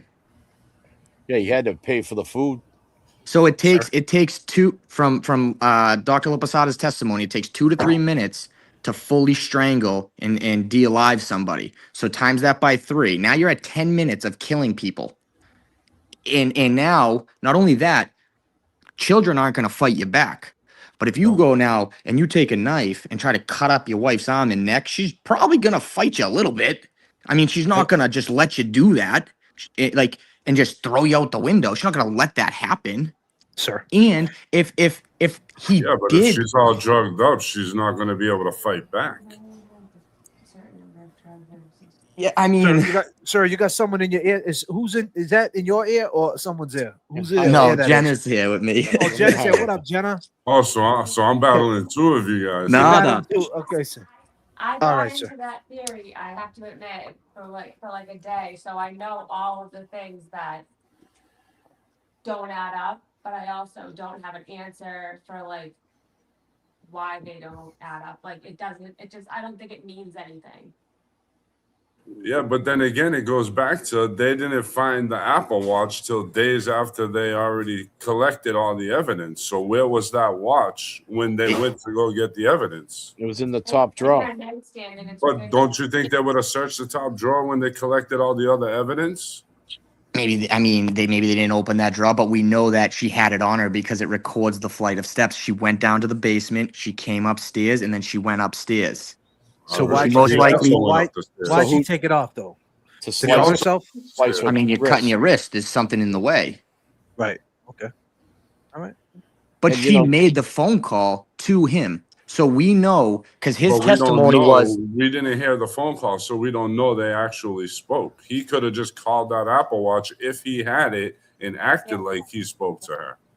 But where's the flight of stairs coming from? He walked upstairs to find her, didn't he?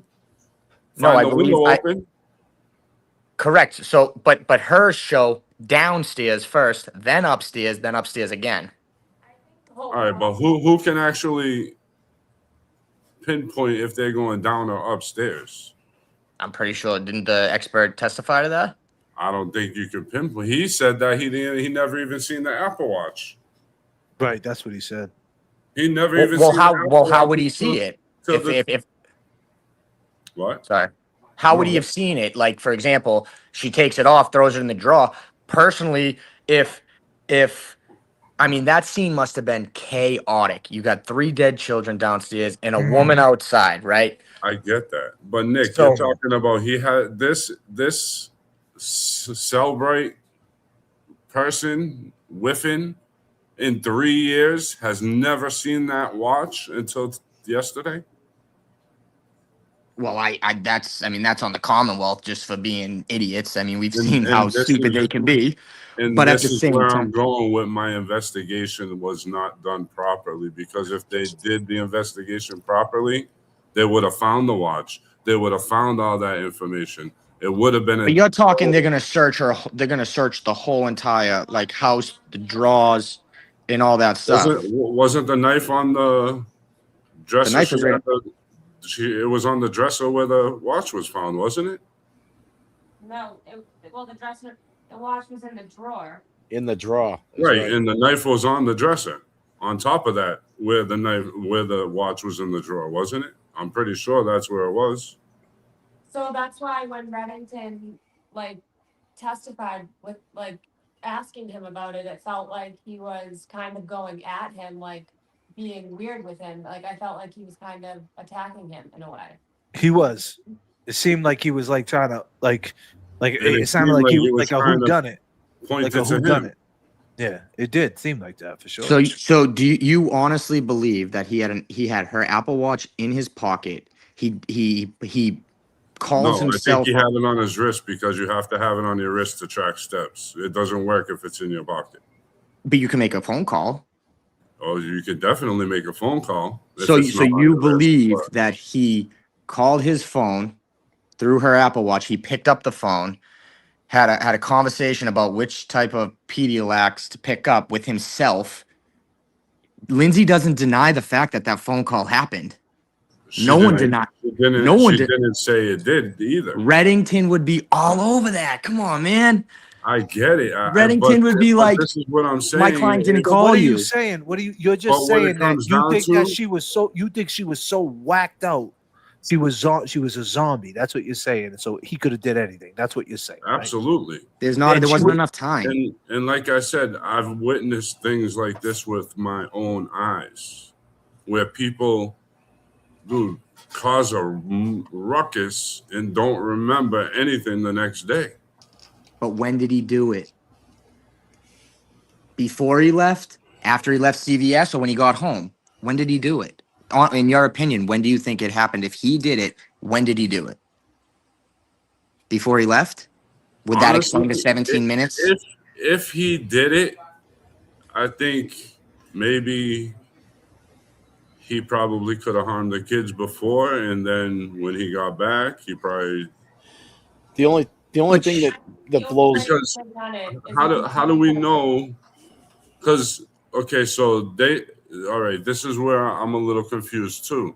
because if Patrick had to take the bands off of their necks, the prosecutor said the bands don't stay tied. So how would they be wrapped around their necks still if they didn't stay tied? Well, because they're rubber, and when you pull those things nice and tight, I mean, come on, think about when you go to get an Listen, IV, right? They put that this little is what band I'm around getting. you. He could have left them tied around their neck, and she didn't know about it. And then She was a mother that wouldn't allow anyone else besides her or her nanny to watch those children. You think those kids are gonna be out of her sight and they're making no noise, and she's not gonna be like, huh? Where are my 3 kids? You don't think she's gonna think that? Of course she's gonna think. I mean, not if she's unless all she was whacked out fully on drugged out, but I don't things. think it. I God don't think. damn. God damn, JFK. We might have to take Nick Rocco up. God damn. God damn, Nick. We might What have to happened? we might have to take you up. Nick, 39,000. let's go, baby. That she called him. Her phone records. So yeah, how do you explain that then? If her phone record shows that the call was made. The only crazy thing that I'm gonna say, Because the phone connects to the watch, the app, the watch. Yeah, but I think it of the phone. distinguishedly shows the difference calls. No, if a call is made from an app, like when a call is made from a watch. I don't think Right, so, it does. because what if it wouldn't have Whiffen found that in his thing? Well, listen, Ian Whiffen, I mean, we saw and he's saying one thing in this trial. He said something completely different in the Karen Reed trial, right? Exactly. He said that in Karen's trial, he was trying to debunk those steps really hard, right? He even drove in his car and showed, oh, it goes, sometimes when you go up a hill, it works. And then in this trial, he says it is very, very rare for Apple Health data to be wrong and the steps to be wrong. So are you believing him then or are you believing him now? When do you believe him? yeah. So Well, I don't believe him at all, because my theory is I've driven up hills and it doesn't say steps when I go up a hill. well, when she dove out the window, did it count as going down a flight of stairs? But she didn't have the watch You on. have the watch on. Well, are you sure about that? They would have found it on her not days later in the drawer. Well, I mean, he found her. He could have Who taken it found- off her. Yeah, who found her? I mean, from what Sue O'Connell said, JFK, when you played that thing that she talked about, and 911 she call. said you can hear in the 911 call her say downstairs. Where are the kids? Downstairs. I mean, I didn't hear it, so I can't verify that. But if the people that heard it said you can hear her talk, that kind of debunks everybody saying that she would not be able to speak. Exactly. Because if you She hear said her that- voice on the 911 call, done. She Yeah, can but talk. someone else also said she wasn't saying words. She was just moaning and groaning. But there it's was on a no- recording of her saying the word. Downstairs. Right. And why would but she this say is what I'm downstairs? saying. The other She guy didn't know that they was were in the downstairs. courtroom, the other guy in the courtroom said he couldn't hear her say words. He only heard her groaning. And who is this other guy? I think you played it. Nah, he played it though. He said it. She said downstairs. He said very faint. She said downstairs. He said the same thing. I don't know if he mentioned it, but he said like it was faint the way she was talking. But yeah, she said downstairs. And if she said downstairs and they were downstairs, there you have it. How But would she know they were down there? Right. They said that. So let me just say this. Patrick also asked her what happened. I mean, I thought that was kind of odd, you know. I When think he- it was I think it was odd that he stayed with her for so long on the phone with 911 while not knowing where his kids were. It's fine, like he's told that they're in the basement, but like he already went through the whole house and no one was answering. I think I would have personally like as I'm on the phone with 911, go look for my kids. Like 3 kids under 5, I would be looking for them. Well, he put the phone in his pocket, and when he found the kids, He bugged out. He didn't even know he was on the 911 call. To your And then point. he said he was giving them CPR and they found him on the couch sitting there. So I was just about to say this to you. Now imagine the anxiety, the fear, the emotion that this guy has, he probably couldn't breathe, man. If you walked into your 3 kids lifeless, man. Oh my god, dude. you wouldn't be. I get it, bro. I How do you totally pick which understand. one to save? How do you Bro, pick you which? sound Jay, bro, man. You keep, bro. I'm just letting you know, man. This is gonna be on a replay, bro. You're like, I know, man, I know, but shit, he I'm could have talking done about it. the kids. I'm talking about. I feel bad for the kids. Like if you walk But in why and do you see think like, he was sitting on the couch? What's your belief? You think he was sitting there because he felt regret? I don't know, but I'm telling you right now, I'd be trying to do anything I could to save my kids. Correct. But there becomes a point when Reality first off, kicks you in, can't and help you're all like, 3. You can't help all 3 at one time. I get that, but totally, like you're gonna try, dude. Like you're gonna So he was on the couch when they came down, right? when the EMTs got there. Okay. And how do you know that he wasn't trying to give CPR? Like at some point, you just have to stop. I mean, Would you it's sad stop to if it say, was but your kid? I mean, you have like, for example, from what I heard about that baby's condition, there was no CPR that would bring that child back. The baby, like the eyes bulging out of the head, the skull. I mean, the brain coming out of the skull. You're not obviously out of the skin, but like the condition of that child, these kids, like I think I think until you see it, none of us know really, right? What we would do in that situation. Obviously, we want to help our kids. But when you see lifeless bodies, I mean, some people react different. Some might jump in, and the first thing they do is try to save. Some people, they shut down. They're like, what is like, so everyone's going to react different to it. You know what I mean?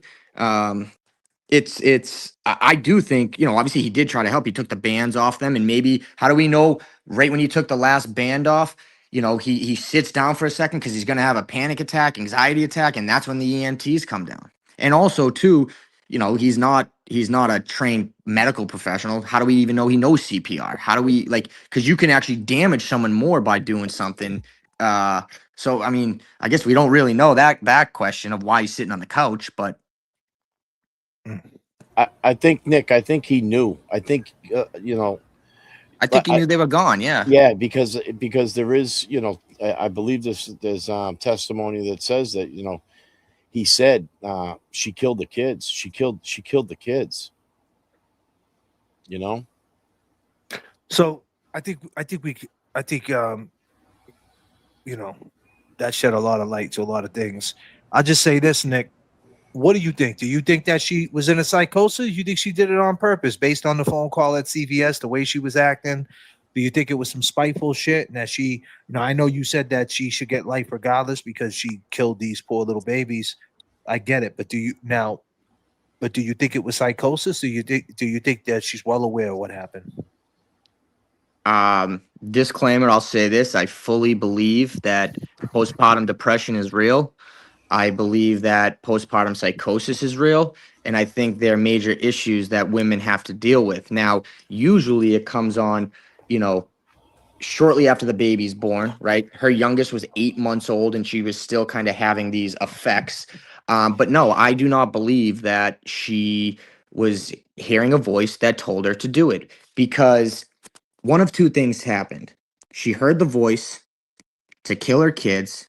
She calls Patrick to get the Pedialyte or whatever, the Pedialax, to bring that back home, knowing the kids were going to be dead. That's number one. Or number two, after she calls Patrick, then she hears the voice, right? So now we're going from what was 45 minutes to being able to kill 3 kids and try to take her own life to now 25 minutes to be able to do that. So now we're taking more. So if she heard the voices after the phone call, then that leaves her with even less time to do that. And we know it takes at least 10 minutes to take all 3 lives, right? And then to go upstairs, cut your wrist, and throw yourself out the window. I mean, you're on a time crunch, a very close time crunch to do that. So I think it was Premeditated? I do. I think this is what I believe. I believe that she wanted to die. And she believed that her kids would not be okay without her. So she had to take the kids with her. That's what I believe. That's solid.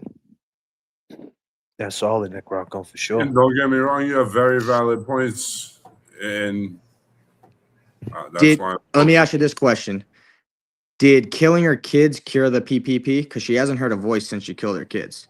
Yeah, that's what he testified today, the psychiatrist. So did that cure her? Because she looked. I mean, I don't know if she's on meds, but I don't know if you saw her in court today when they found out that like the TikTok thing, doctor or whatever was potentially going to testify. You could see a little grin on her face, like so. I think she was well aware of what was going on. I do.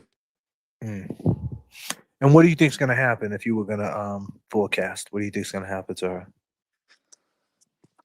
What do you guys know what the jury's made up of? Is it all women, half men? Do we know? Does anyone know I don't that? know. The chat will know. Chat, what's the jury made up of? Because Someone if in the I was chat let us know. Reddington, I would be very I would obviously try to get more women because we can see in this case us men are told not to talk about this and we're told to sit this out because we don't understand and we don't know anything. So as an attorney, I would want all women on the jury to sympathize with my client, right? 12 women and 6 men. Your wife. So you have alternates in there too. So we don't know who the alternates are either until the end. So it's going to be curious if all the men become alternates. That'll be interesting. Yeah. Wow, this is heavy shit, man. Having little ones, man. I'll tell you, man. I just that's what I'm saying. I just the reason for this stream is just like going back, thinking about this, Tupac murder trial. You click on this trial, then you go to Tupac, and of course, you were 2 years old and you didn't know what the fuck was going on. Actually, I was 1 year old and 360 days or something. He died September 7th. Yeah, but I mean, I'm sure. Did you listen to Tupac throughout your life? To be honest, I liked Biggie Smalls more. Well, there you go. But still, it's still in that space and time, they go hand in hand, you know who he is. Oh, yeah. And it's just like there was conspiracies with him and it's different spaces and time. And here we are, the people who lived that space and time.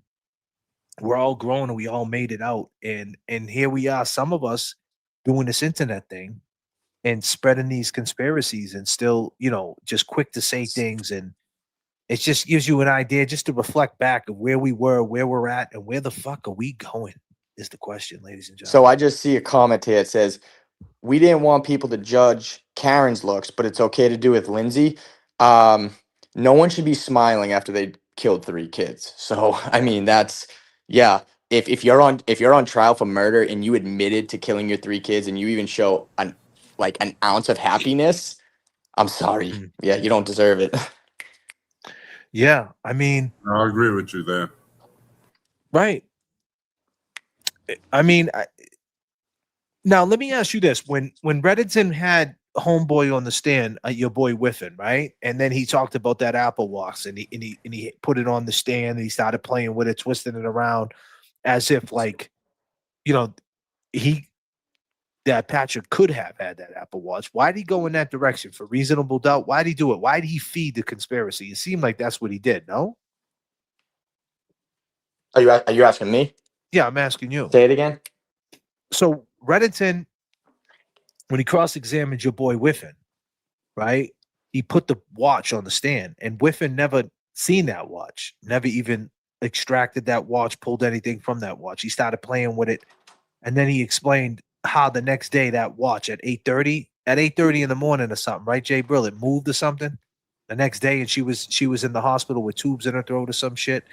And basically, he just fed the conspiracy that he had control of that watch. Why would he do that?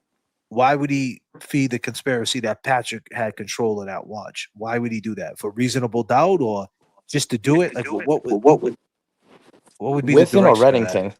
Reddington did it to Whiffen. Excuse me. The lawyer did it to Whiffen. Reddington did it to Whiffen. That makes sense. Did I say that right? Think about it. You got Ian Whiffen on the stand trying to go against Lindsay, so he's going to have to do some type of. He couldn't go after Ian Whiffen really hard about the Apple Health data because if he did, it's going to debunk everything that he was defending Jen McCabe about. Right. So, as far as the Apple Watch moving, you talking about the second day when it moved? Yeah, the next day, I guess like 8:30 in the morning, it moved, and and he said that she was on, she was in the hospital with tubes down her throat, and Yeah, but crippled. what does it matter that it He moved? couldn't have Obviously, moved it. someone picked it up, someone took it or moved it, and or what does that matter? Well, they I did. don't know. They did recover it, so maybe it moved when they removed it from the draw. Do you remember exactly what he said, Jay Bro? Because that was like a No, he said something about she couldn't have moved it because she was in the hospital, but the watch moved. yeah, and they didn't find it yet, right? I don't think they Right. found the They watch didn't yet. find it till days later. All right, let me ask you a question. Yeah. Your kid's dead. Your wife just did this. Okay, she's in the hospital. You gonna look through her phone and her Apple Watch to see if she was texting anybody about doing this? I mean, come on. Like you're gonna have some like if the watch is there, I wouldn't be surprised if he did go through it, to Patrick, to see like was she texting anybody when I was gone planning this? I mean, eh, I think that's not. I don't think that's a huge point that it moved after the fact. But I No, mean, I you get know his that. Like, no, curiosity was running but deep. that's not my thing. There could be an answer for it, but the question is, why did Reddington feed the conspiracy? Was my thing. That's what I'm saying too. Like he was on to him. Yeah, like right, Ah, like he yeah. was doing, like he was trying to point the direction to him. That's what it seemed like to me. Am I bugging? Maybe, Well, you know why? But do you think he'll call him again? I don't think so. But if he You know does, why? then You know that's why I think he feeding this did What I've it? been conspiracy. hearing. I think he did it because at the end of the day, Reddington knows Patrick didn't do it, and he knows that he's never going to be charged with this. But the jury can get reasonable doubt from that. Yeah, exactly. That's what I'm thinking. Reasonable doubt. But I You mean, know, you but plant if just he's something small in the jury's head, like, oh, why did that watch? And then they think, why did that watch move? Like, oh, like it's just a little piece that, right, yeah, that would be wild if they found her not guilty altogether. I mean, they can't. She admitted it. you never know though. And that's something that we can't, you can't change. She admitted it in the very beginning. She admitted to take responsibility for, these acts. Does the jury know that? They will. They said it in open court, so Oh, they did say that she admitted it. Reddington said it a couple times that she Yeah. said she did it, and the doctor today. I didn't know if that was in front of the jury though. Verdict slip is clearer than the Karen Reed one. So let's switch gears for a second, since we got you up here, right? So you heard the Higgins AI boy on Loophole Lawyer. He did this little AI thing, which I thought was cool of him. Let me find it. I can play it to you. Scott McGinnis is saying the jury don't know she admitted anything. The question is, do they bring it up though in summation? That's the question. They might though. Well, she's pleading not guilty by reason of insanity. So Fear that So, the intimidation Higgins- and harassment directed toward me and other witnesses will escalate. On or about the 3rd of March, 2025, YouTube creators Randy Reimer, also known as J.F.K, and James Amaral Jr., also known as James Jackson, hosted a live stream titled #Karen Reed 28 Days Till Trial, All Eyes on the Prize, with 7K views. The promotional material for this broadcast, which remains publicly accessible, prominently features a photograph of me taken during my response to the 2013 Boston Marathon bombing, where I am wearing an ATF raid jacket. Alarmingly, a firearm optic has been superimposed over my head, accompanied by the caption, "You're in the defense scope now. KFSB." Throughout their broadcasts, Reimer and Amaral Jr. frequently refer to me as Kevin from South Boston. They have repeatedly utilized content created and disseminated by Keogh and in connection with myself and other Commonwealth witnesses. As a result of this conduct in my role as a witness in Commonwealth v. Karen Reed, I live in fear for my safety daily. I have been an ATF agent since 2009 and have conducted numerous state and federal investigations, including undercover operations resulting in convictions. Many of these defendants are now aware of my personal identifying information, including my residence and vehicles, compounding my concern for my safety. Thank you for your time and attention to this serious issue. I remain available to provide further information or evidence to support this matter. Respectfully, Brian Patrick Higgins, I fear that Now you heard that he went to the state police, wrote a report on me, Microdots, and James Jackson. How do you feel about that? And then leaving the pot out, he said Kevin from South Boston, but he's not saying where that came from. When you first heard that, what was your reaction? I mean, uh,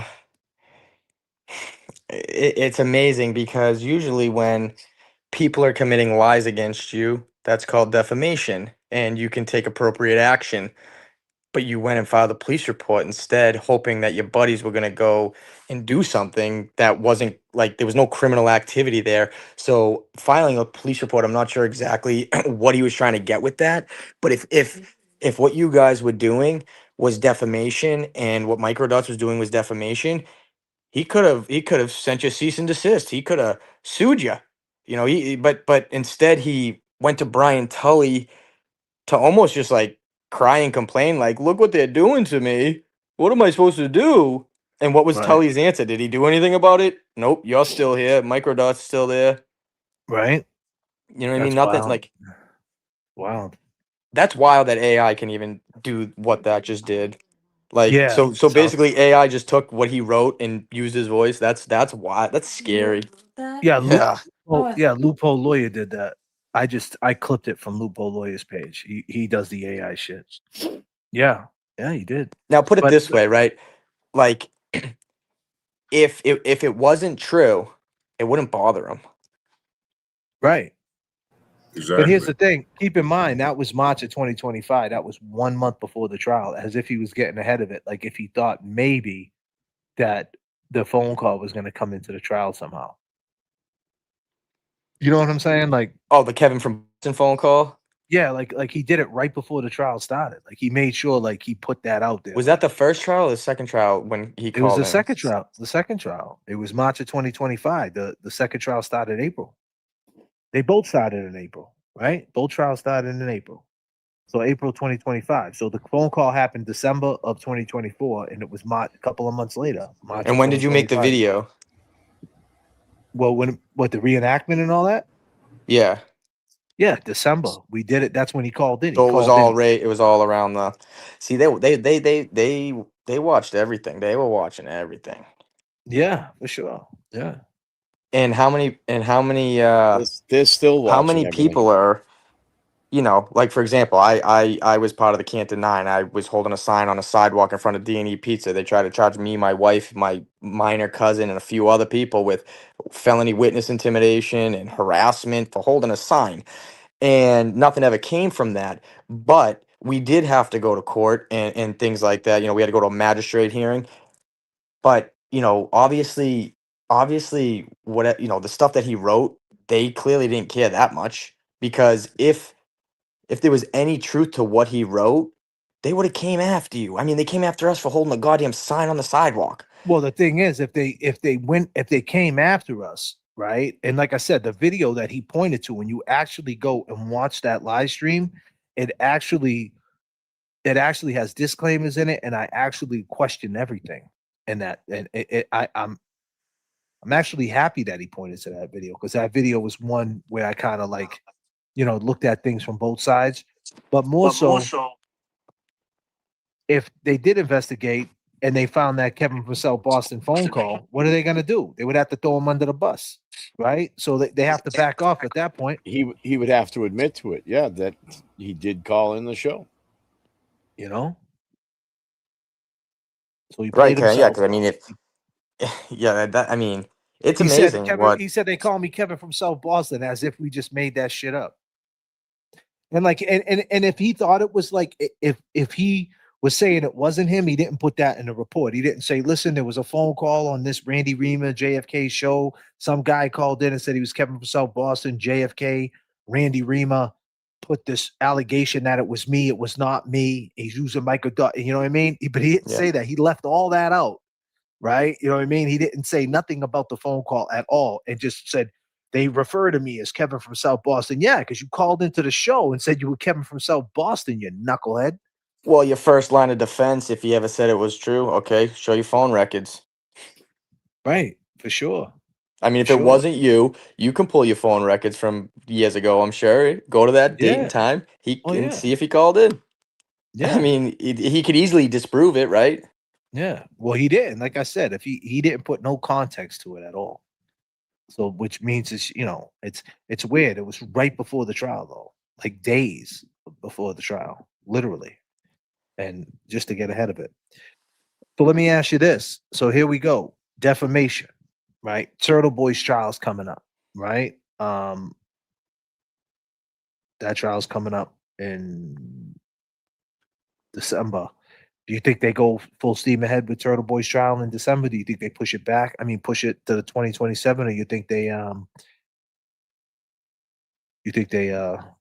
go with the plan December for Turtle Boy's trial? What do you think? Do I think the trial's going to happen? Yeah, you think it happens in December, or they push it to 2027? What do you think? I mean, it's been what 3 years already. I mean, what would be the reason to push it any further? Right. I mean, I think the prosecution at this point wants it to happen. The defense probably wants to push it out as long as they can. Okay. And how do you feel about this new Netflix documentary coming out that we heard that is a hit piece against Karen and Turtle? Are we worried about that? What did you hear about it? Or did you hear anything about it? I mean, in the way beginning of this, I was contacted by them before I knew anything about, who was involved and all this stuff. And they actually came to my town and took, we had dinner, we talked. And in the beginning, everything seemed like it was going to be more on the side of like Karen Reed is not guilty. They wanted, they were, they wanted to, meet with her parents, all these people. And they didn't end up getting the interviews that they wanted, and I think that gave them a little spite. So then they kind of just started. The people that were willing to talk to them was the other side. Um, yeah, it's going to be interesting. I mean, at the end of the day, they can't really paint her as guilty because if they do, that's just going to be a lawsuit. I mean, if she was found not guilty in a court of law, you can't then go and make a documentary trying to say she's guilty. Do you think with the Gretchen Voss interview, the way they use the feds, do you think they mentioned the feds in the documentary, basically saying the feds investigated, like they're the golden standard, right? And they investigated this whole thing and they never put charges against the House of Defendants, so that means they're not guilty. Do you think they use that to their benefit? Uh what do you mean? Like if Well, we've seen the Gretchen Voss interview, how she let me rephrase it. We've seen the Gretchen Voss interview, right? And the excuse me, article in the magazine there that just came out. Yeah. And she said that, you know, the feds, Deitch and another prosecutor went in on Colin. Colin was spun out. He went to the car, he started crying. And basically they were interrogated worse than being in a room. They were interrogated by a grand jury by the feds, the golden standard, and the feds still never put charges against them, right? Which ultimately most people would think you got investigated a grand jury on the feds. If there was something, you would be charged, right?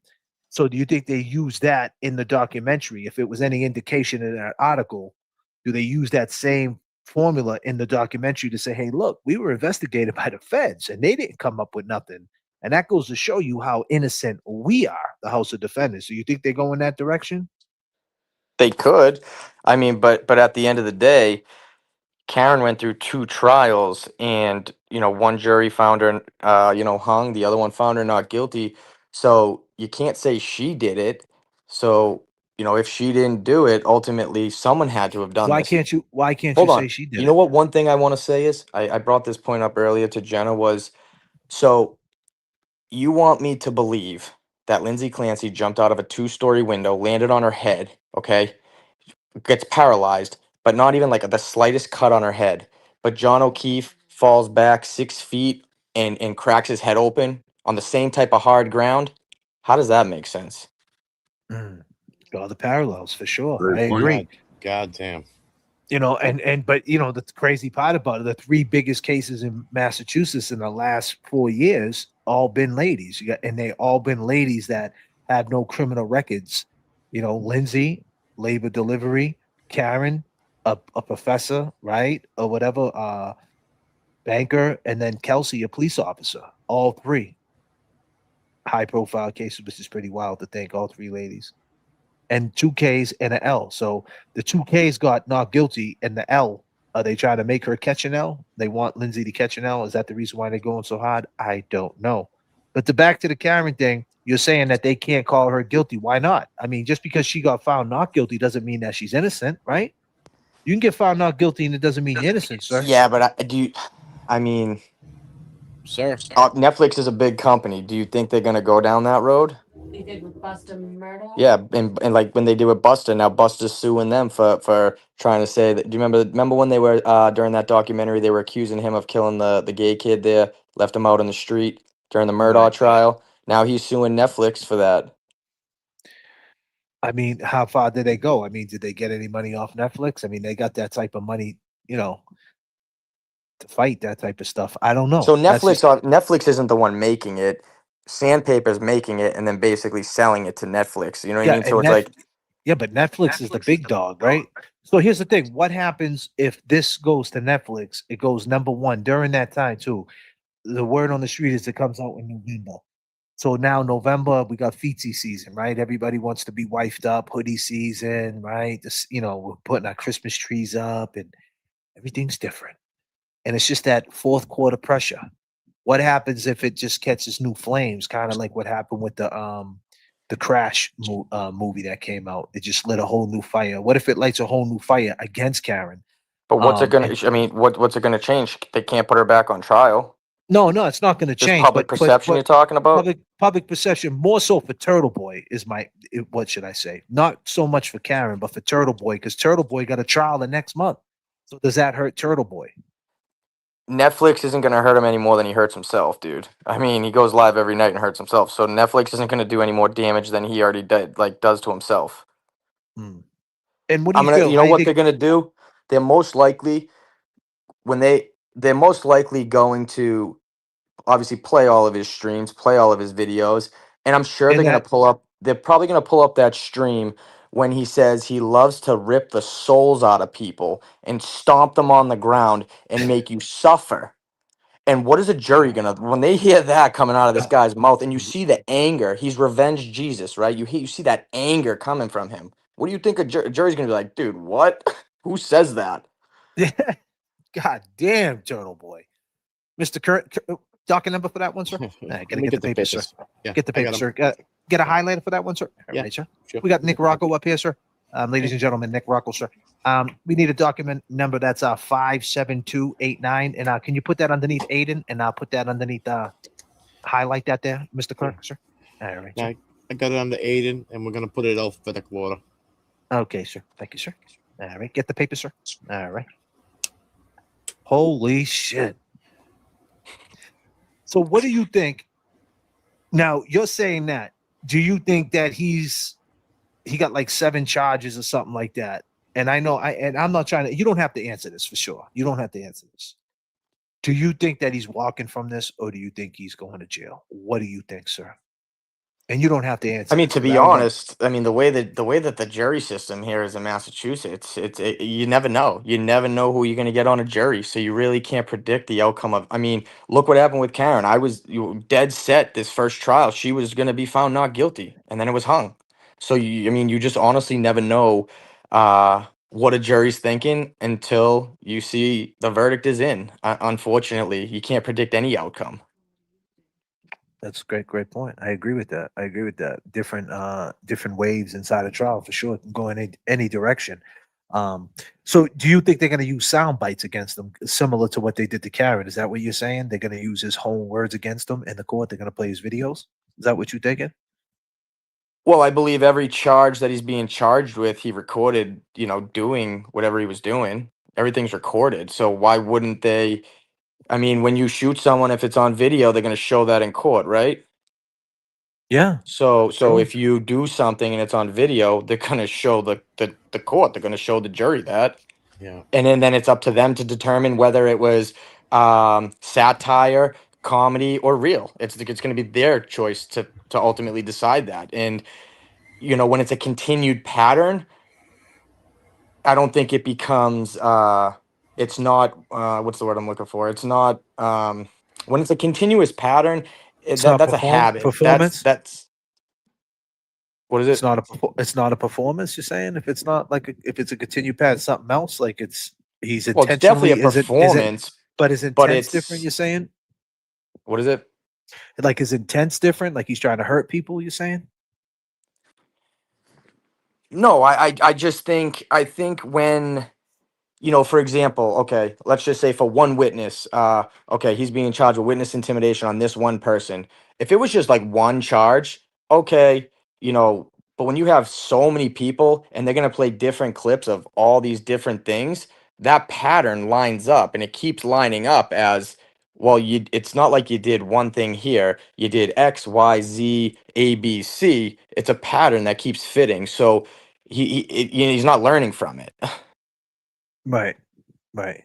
But now, obviously, we know you're free Karen Reed to the death, right? So if in 2023, when she was being upcharged, June of 2023, and she was in that garage and that booking officer, and they were reading her, telling her that she was being upcharged, and he said, "Do you want to talk to us?"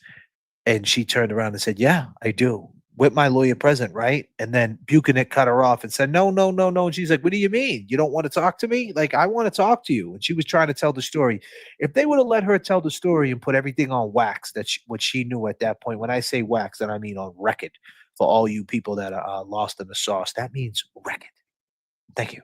And so if they would have did that and they would have investigated this more, then chances are there would have never been a Turtle Boy, and Turtle Boy would have never been arrested. And the real criminals who did this to John O'Keefe, whoever they may be, I don't know, right? That's up to you to judge. And then he would have never been arrested, right? So the investigation been fucked from the jump, from the rip, from the start. You still agree with that, right? You think that he should never be in this mess? Like, how do you feel about that? I actually remember that the day he got arrested, I was at work. I was in the middle of a haircut, and Jenna pulls up, opens my door, and goes, "Turtle Boy just got arrested." I was like, "What?" Damn. So one of his ex girlfriends, Lauren, called Jenna. Me and Jenna both. I left work. Me and Jenna drove down to Stoughton to be there just in case he needed bail money. I was going to help him raise bail money. And I believe that day, actually, when he walked out of court, I raised something of like $3,000 just so he could go get some new computers that day and cell phones so he could continue doing his job. But I'm a piece of shit, right? No, you're not a piece of shit, Nick. I like you, Nick. You're a good dude, man. What are you talking about? You're a good Thank kid, you. man. What are you talking about? You're a See, well, solid dude, man. You're up You're here from with us. yeah, you're from around the way, man. But the point is, right? If the investigation would have got done right, none of this would have even took place. There would have never even been any need of him at all, right? Yeah, I mean, then there would be like I wouldn't have raised all like the money, like there would be nothing if they Right. just searched the house from day one. I mean, it would have been a whole different story. So that's where I'm at with it. But we do know that's the conflict, right? This guy did so much shady things to so many people. That's the conflict. A lot of like, hey, you know what? I'm willing to separate the two. I think Karen Reed is innocent, but then again, they're on the Rocky Four shit with Turtle Boy. If he dies, he dies. Which it doesn't make any sense because most people believe the people that are prosecuting Turtle Boy are the people who actually did that to John O'Keefe. So it is weird, but that is where we're at with it. And that's just the way it ended up happening. Right now, me personally, I don't believe that. I believe that, I got my own opinions about things. I don't want to see the dude go to jail because and it's what I just said. I think that they should have investigated it from the jump. And if they would have did their job, it probably would have never got to this point. And that's the Commonwealth fucking up per usual. But hey, we are where we are right now, right? So with that being said, right? How's Karen Reed doing, Mr. Rocco? Can we get an update on Karen? Can you speak on that? I mean, at this point, she's fighting all these cases, right? And we had the read files set to go, but obviously that got put on the back burner right now. She has, they're working out other things that are gonna elevate the podcast. So time will tell when it comes. It is gonna come. But I think it's gonna be a little different. It's not gonna be a YouTube show. It's gonna be more of a in-person podcast type of thing. Okay, that's dope. That's dope. So you said something is in the making that's even bigger that's happening right now. A pivot happened somewhere for the greater good is what you're saying. Yeah, and then the new thing is I got thrown out. I like trash, and I don't know why people believe everything they hear. It's actually comical. I've kept my relationship with Alan Jackson.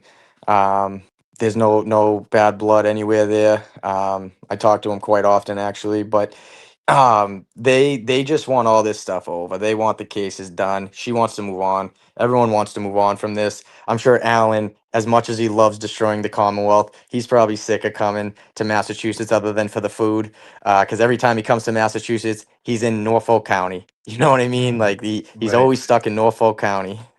Right. No, that's a good point, Nick, man. And with that, you got anything you want to say to the people, man? Where can they find you? I appreciate you coming up here, setting the record straight. Always a pleasure to have you up here, Nick. Appreciate you speaking on some facts. And yeah, so basically what you heard, ladies and gentlemen, there was a pivot. They had the read files. There's a pivot. There's something bigger going on behind the scenes, and they're going to get back to the read files and reboot it when they can, but pay attention to the pivot. Keep your eyes and ears open. Nick Rocco has spoken. Did that rhyme? Anyway, Nick Rocco, talk to the Thanks people. for having me, guys. It was a pleasure. My brother, man, hit me up anytime, my man. And we You might got be it. doing that Thursday night, man. If you could pop out, have a coffee with the boys. Sounds good. Great My talking man. to you. Yeah. Thank you, Nick. Thanks for coming up, man. And tell your wifey we said what up. Jen, thank you. Peace and What love. up? Peace and love, Nick.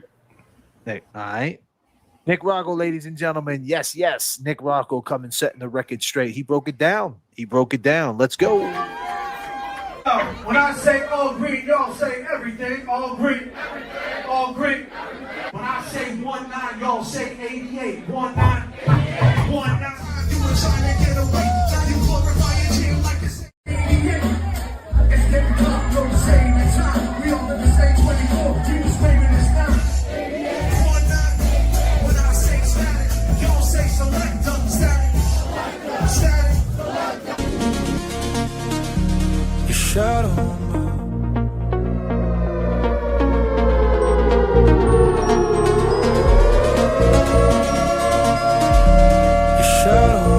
Everything comes from the stoop. Everything.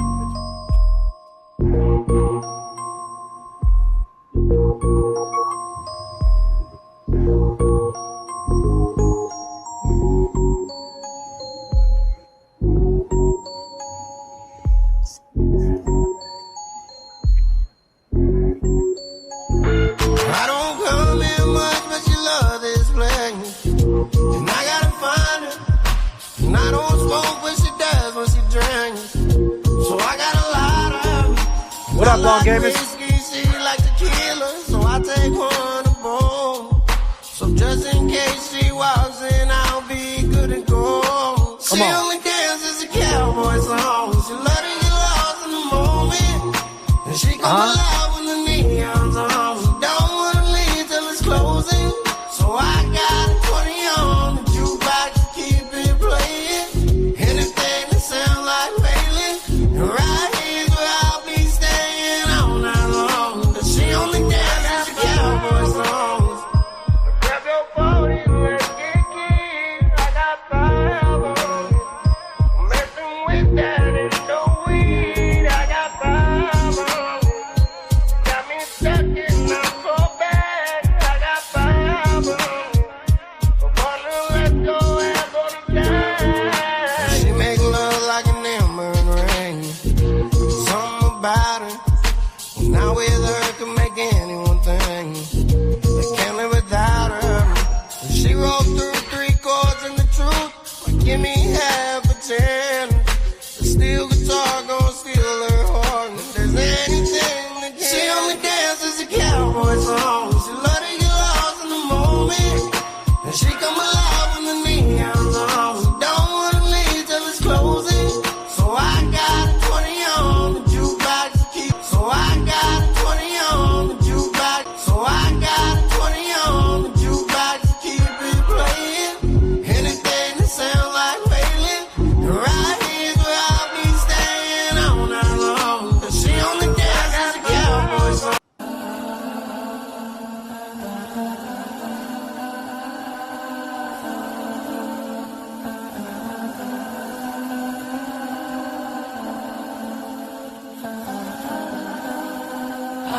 got summer on my mind.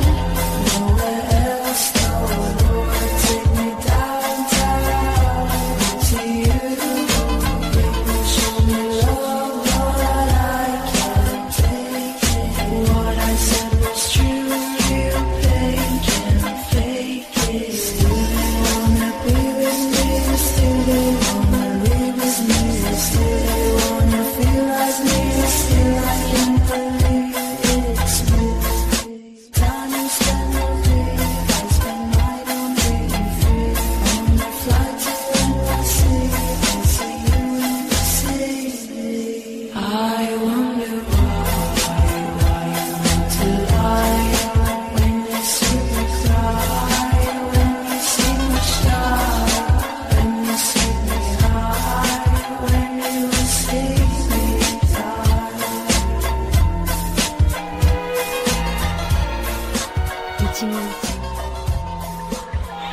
Where we from, you don't know. You know where we will go. Yeah, I'm here, where are you? There's nothing we can do. We have been here with one thing, and then let's make it something. Then we play still, train my way on. In beats by trade, then we go and get buzzed, get drunk, get crunk, get fucked up.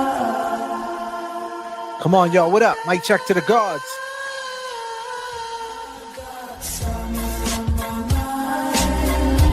Nowhere else, no. Lord, take me downtown to you. People show me love, but I can't take it. What I said was true. Real pain can't fake it. Still they wanna be with me. Still they wanna live with me. Still they wanna feel like me. Still I can't believe it's me. Time you spend on me, I spend mine on being free.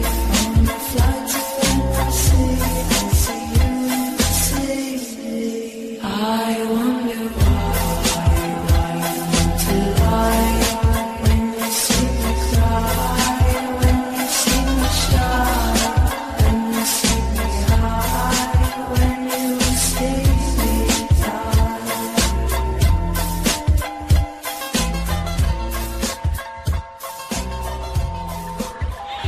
Where we from, you don't know. You don't know where we will go. Yeah, I'm here, where are you? There's nothing we can do. We have been here with one thing, and then let's make it something. Then we play still, train my way on.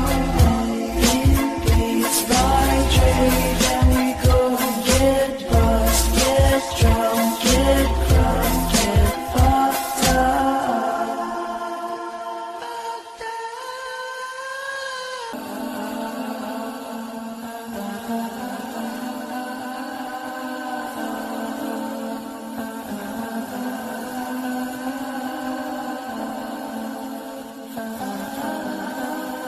I got summer on my mind.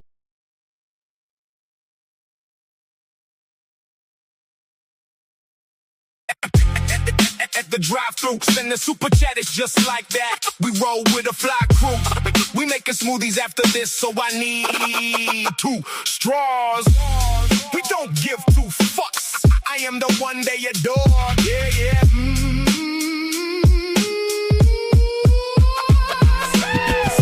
Send the super chat, it's just like that. We need to pay for the drive-thru order. Come on, come on, come on, come on, come on, come on, come on, come on, come on. No fucks given. Made 10,000 last month. We at the drive-thru suckers.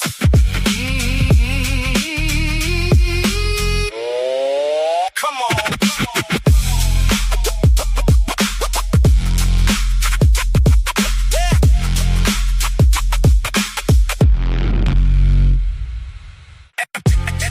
At the drive-thru, send the super chat, it's just like that. We roll with a fly crew. We making smoothies after this, so I need 2 straws. We don't give 2 fucks. I am the one they adore. Yeah, yeah.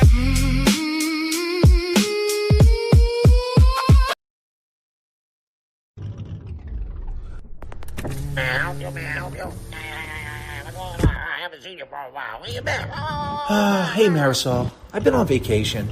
It's been a long time. I've been covering the Lindsay Clancy case. I don't know. I think the husband did it. He's a real piece of shit. He went out, he got remarried, he had another kid, he went to California and New York. Besties, bunnies, lovies. I'll just take my regular, please. White chocolate pistachio. You want it with the whole milk? You want the fucking whole milk? And I got a whole gallon in there. You want to take a gallon with you? Yeah, if you don't mind, I'll take the whole gallon. You can never get enough whole milk.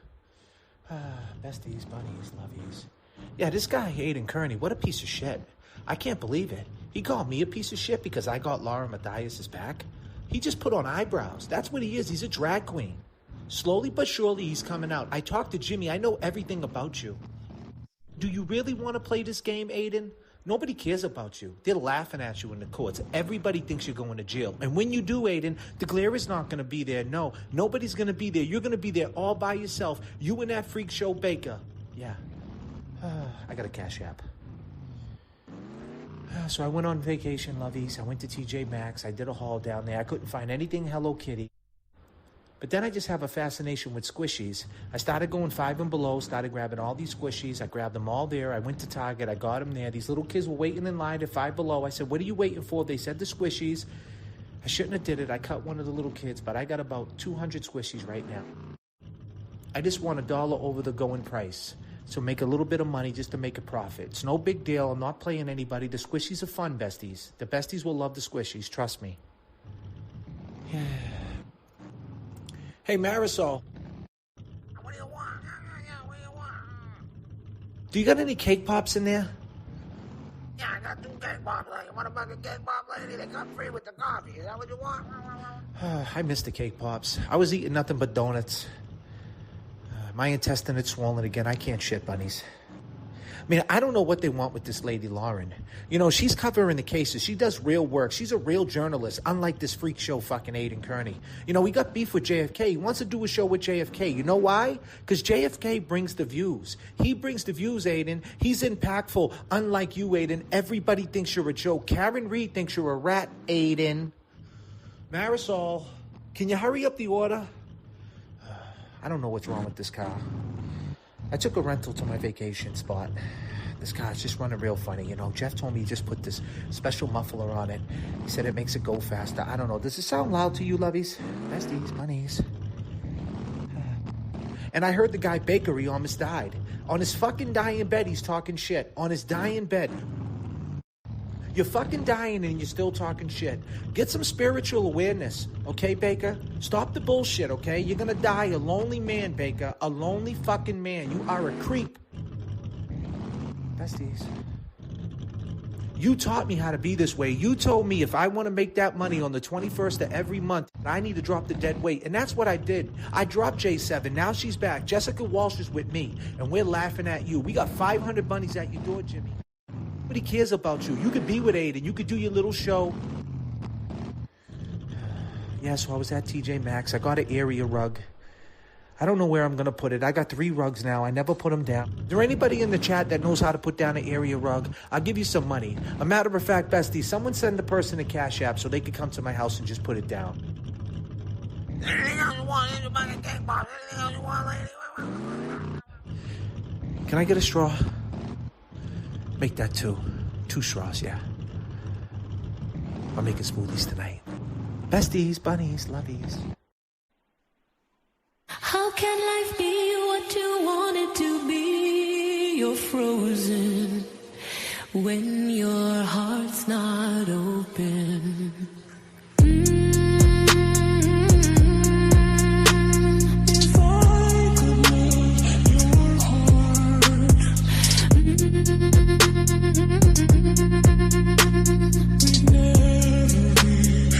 be apart.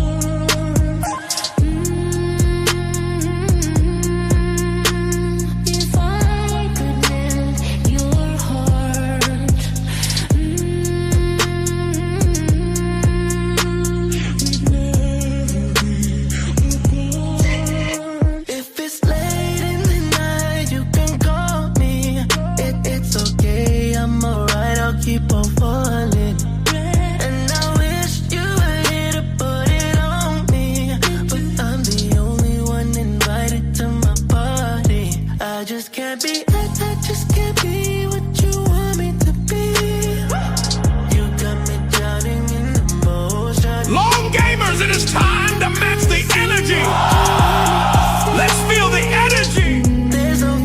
J.F.K in the mix. Come on, get up. People get up. Stop your feet. Let's get down. Match the energy turbulence in the chat keeps the plane. We are all.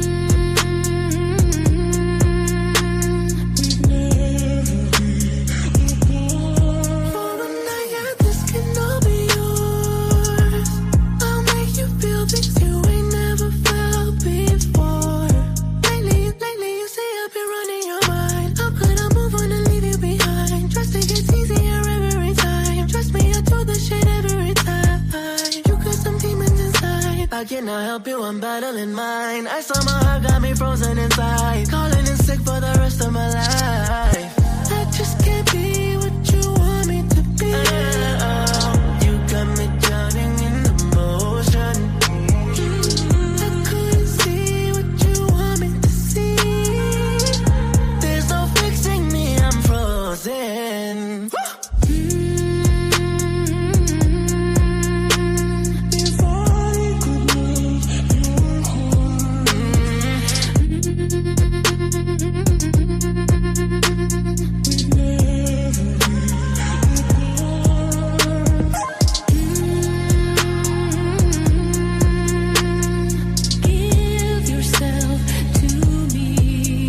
What up, young jerks?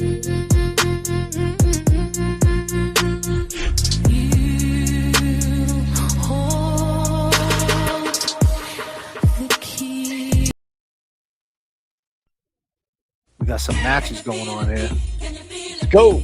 Let's go, people. Let's go. Match. Oxymoron matching the Clerk and Jay Brill. Let's go. Come on. Here we go. Let's go. Young Jerks is in the house. What up? What up? What up? Mikey. Mikey Crawford in the house. Come on. What up, Mikey Mikey? Crawford in the house. Come on. Yes. Let's go. Yes. Evelyn Santos, $20 for Madonna. Let's go.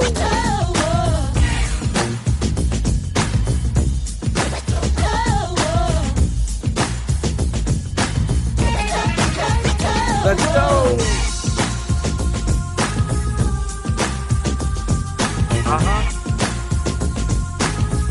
What a night, huh? What a night. What a night. Wow. We learned a lot. We always do.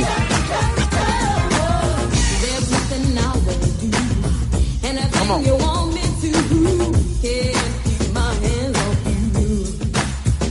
Yes, sir. When you hold me in your arms, just like my body with your charms, and I just don't give a darn. My heart moves. I don't see you every day, but in my own little way, ooh, I love you. Come on. Oh, it really makes me wanna cry.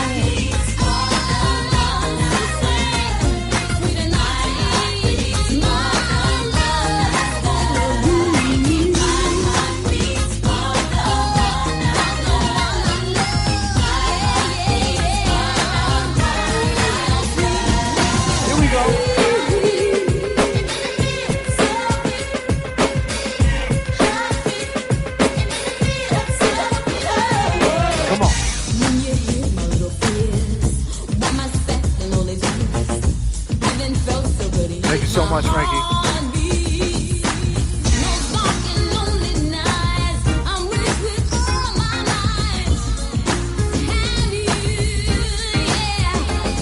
Come on.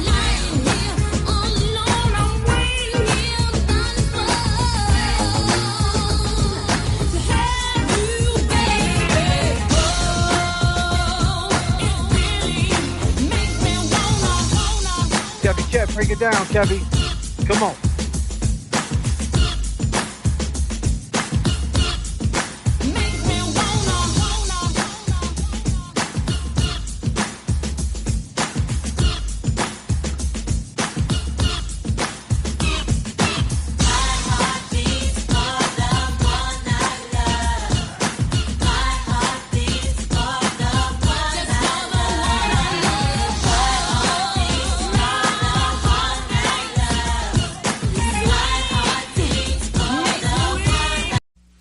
Shove it like this.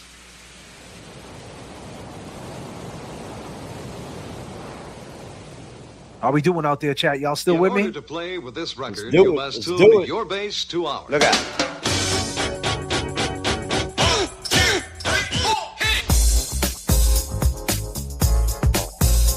You gotta let the beat hit him.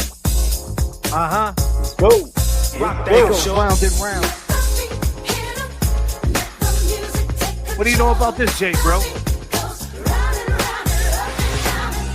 Come on, son. Bro, you're not that much older than me. You only got a year or two on me. Come on, man. This is my roller skating days. I roll on America, bro. This sequence is repeated several times.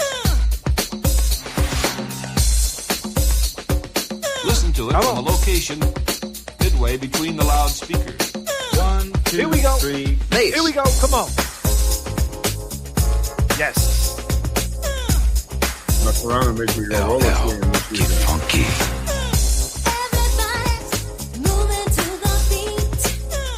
Uh-huh.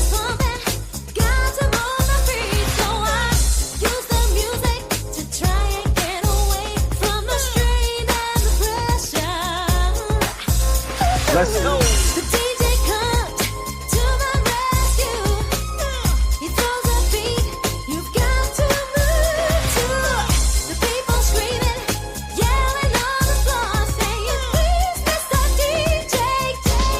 Yes, rock the house, show. Yes. Come on. Yup.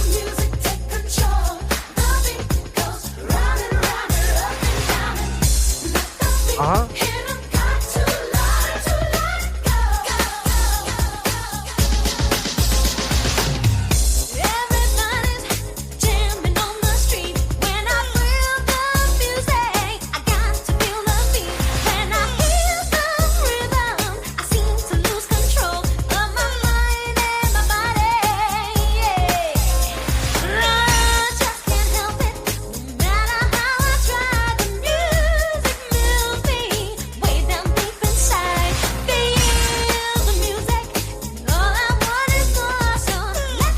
My shirt all tangled up.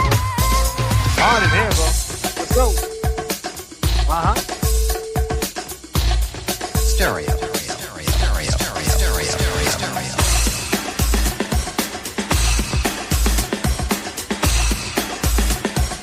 Let's have some fun. Get up and dance. Here we go.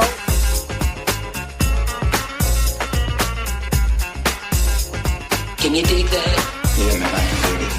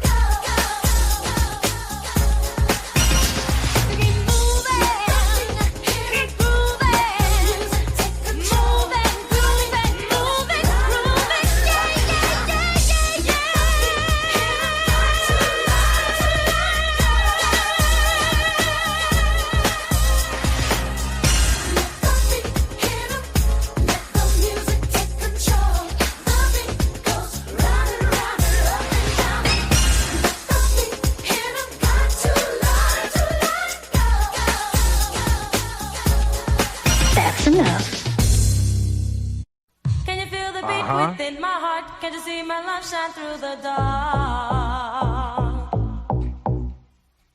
Come on, do the Kevin Kev. Within my heart, can't you see my love shine through the dark? Can't you see that you must be a part of that beat in my heart? Come on.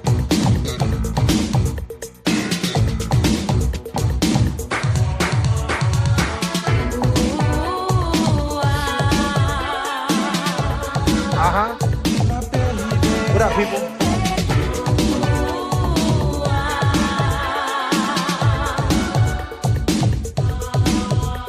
Here we go. Say what? Can't seem to face the fact that boy I'm losing you. I throw away all times, but through Venetian blinds.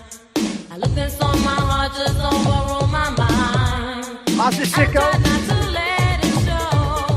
Now I don't know what to do. To myself, I'm lying. So let's not just let it go. My heart just double beats for you. Ooh, here we go.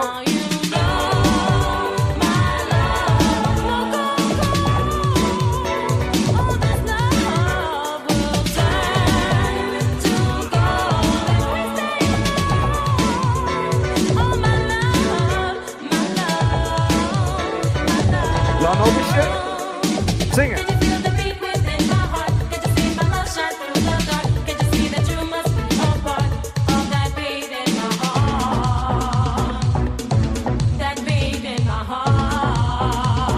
Long gamers, it is time to match the energy. Let's feel the energy. J.F.K. in the mix. Come on.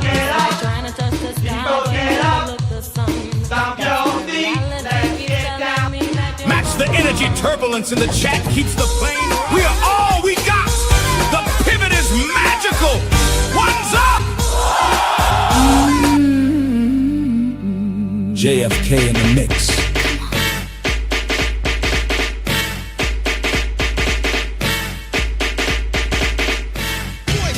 Yeah, Spider-Man and Freeze in full effect. You ready, Ron? I'm ready. You ready, Dib? I'm ready, Slick. Are you? Oh yeah, take it down. Girl, I must warn you. I sense something strange in my mind. Yo, situation is serious. Let's cure it 'cause we're running out of time. It's all so relationships they seem from the start. It's also when love is not together from the heart. You know? Check it out. It's driving me out of my mind. That's why it's hard for me to find. Can't get it out of my head. Miss her, love Wrong her. move, you're dead. That girl is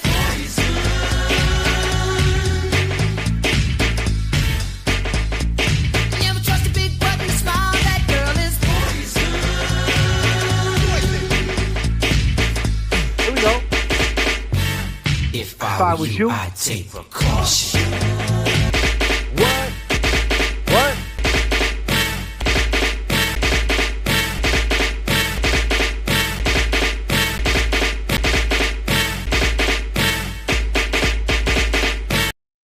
Let's go like this.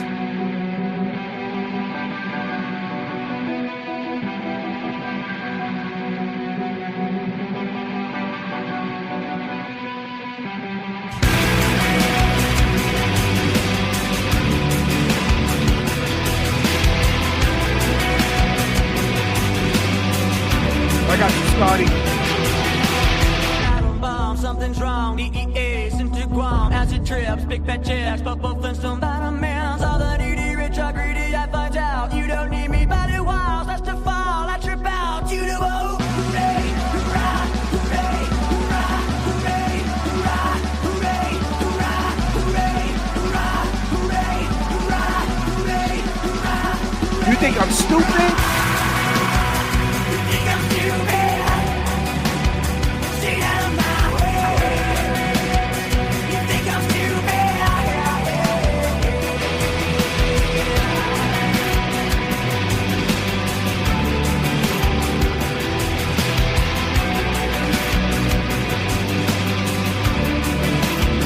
Let's go, talk to him, Chester.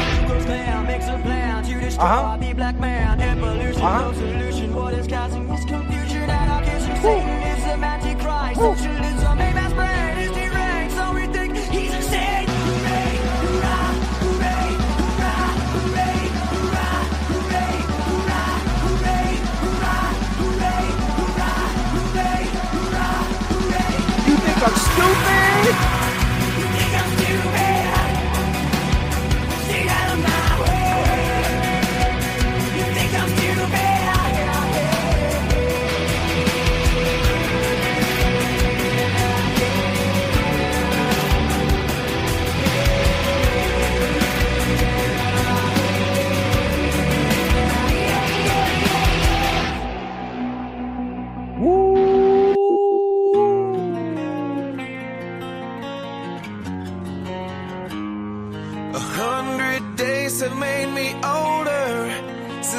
last time that I saw your pretty face. Come on, man. We cruising in the 87 right now, son. 1,000 lies have made me colder, and I don't think I can look at this the same. Come on. Here we go. But all the miles that separate disappear now when I'm dreaming of your face. Here we go. I'm here without you, baby, but you're still on my lonely mind. I think about you, baby, and I dream about you all the time. I'm here without you, baby, but you're still with me in my dreams. And tonight, it's only you and me.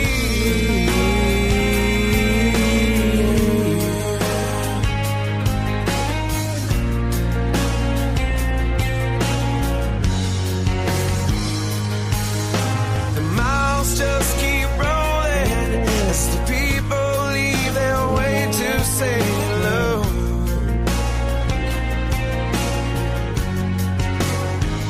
I've heard this life is overrated, but I hope that it gets better as we go.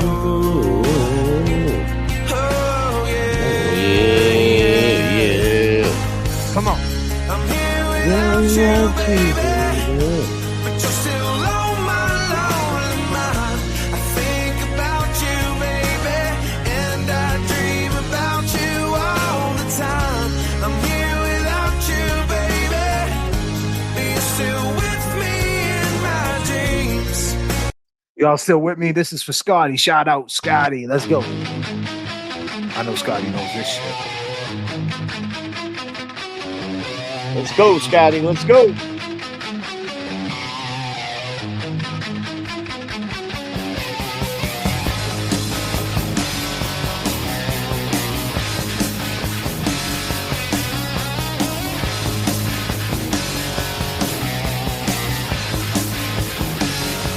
I have the news, baby, all about your disease. Yeah, you may have all you want, baby, but I got something you need. Oh yeah, you're talking about love. My love is right to the core. You're talking about love, just like I told you before. Yeah, before. What do they say? They say we're good looking. And on the streets again. On the streets again. Oh, yeah, you think you're really cooking, baby? You better find yourself a friend. My friend. You're talking about love. My love is right to the core. And you're talking about love, just like I told you before. Here we go. Before.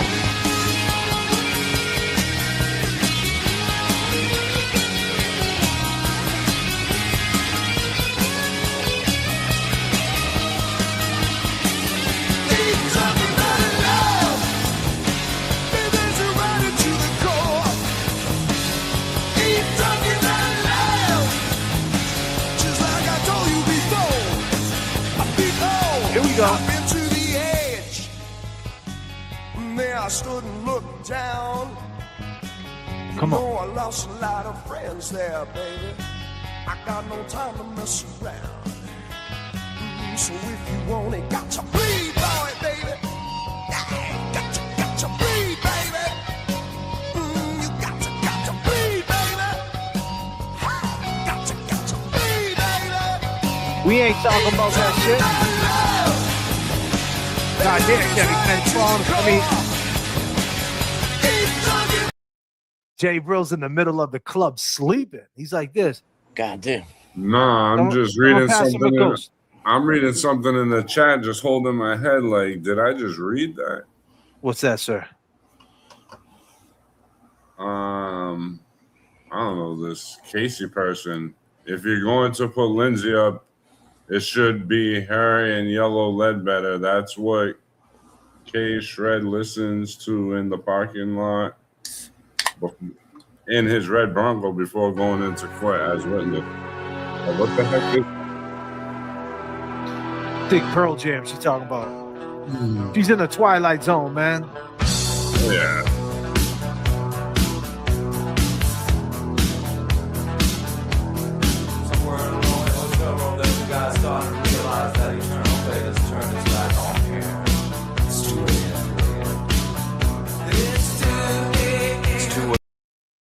Quick pop note, Mr. Clerk. This is the JFK show. This is the JFK show. If people want orders to make me have orders, they can do their own channel. Yeah. Noted. Mr. Clerk. All right. Thank you. Thank you. Like I have.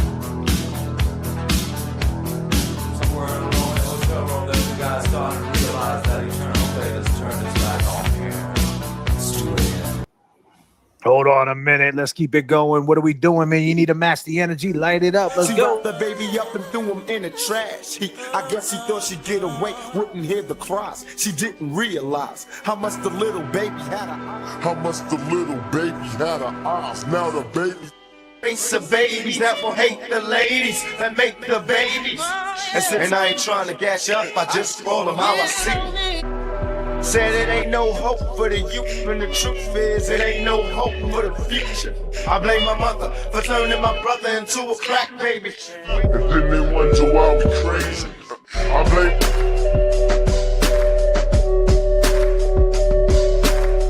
And then they wonder why we crazy. Let's feel the energy. Come on. Just 'cause you're in the ghetto doesn't mean you can't. JFK in the mix. Right now.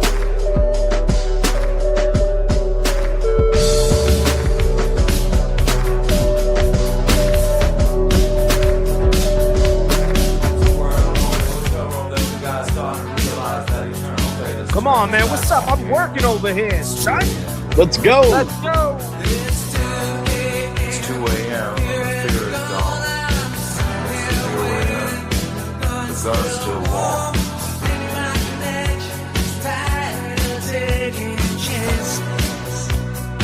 Let's go.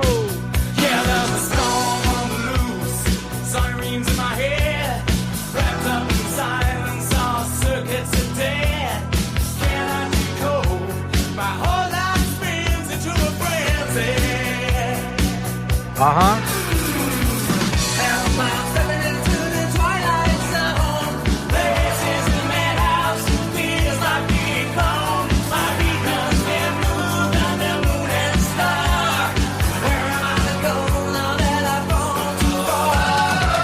Am I stepping into the twilight zone? This is the madhouse. Feels like being gone.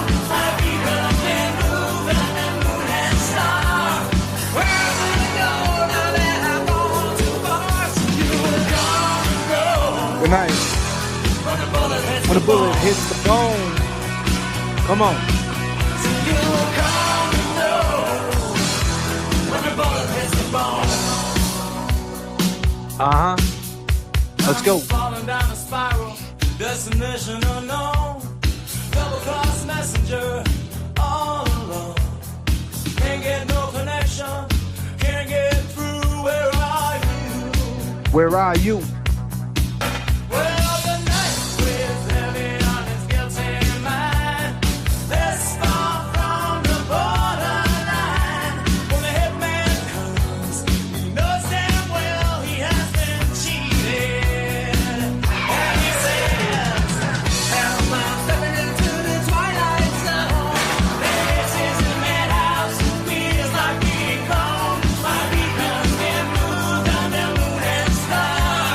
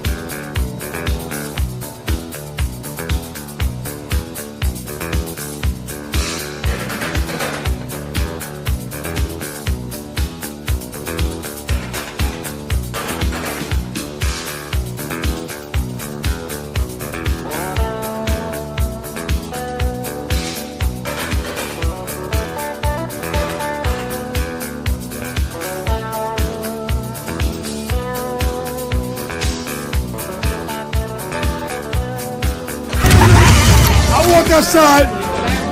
Oh shit. We in the hood? Or the hood is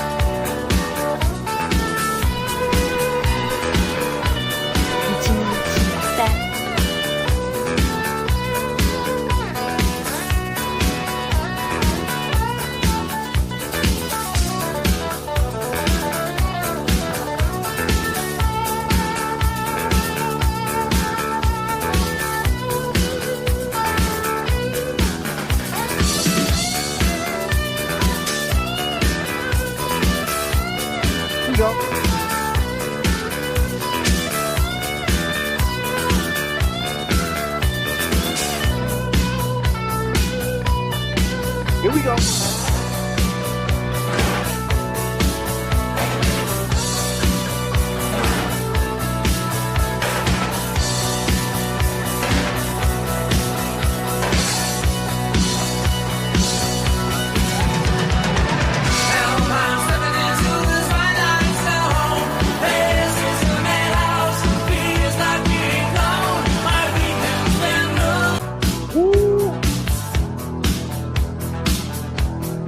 Let's do it like this.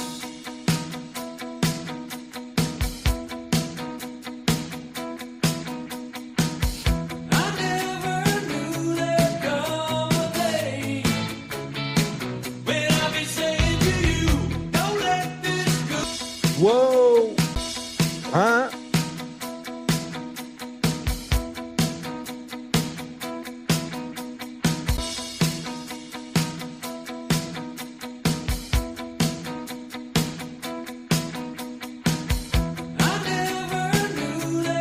What?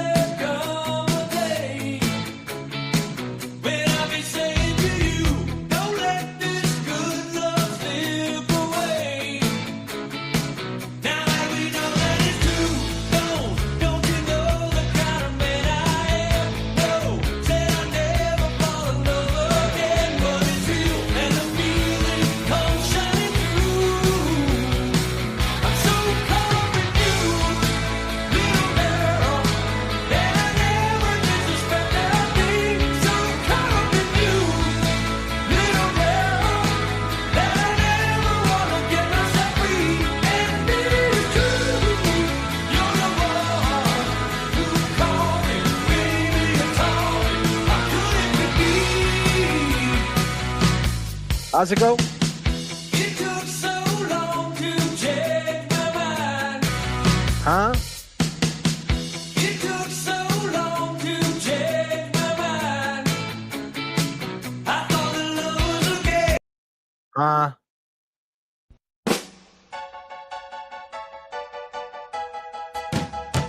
Scotty said he wanted some of that rock and roll, man. You know I could do that shit too, right?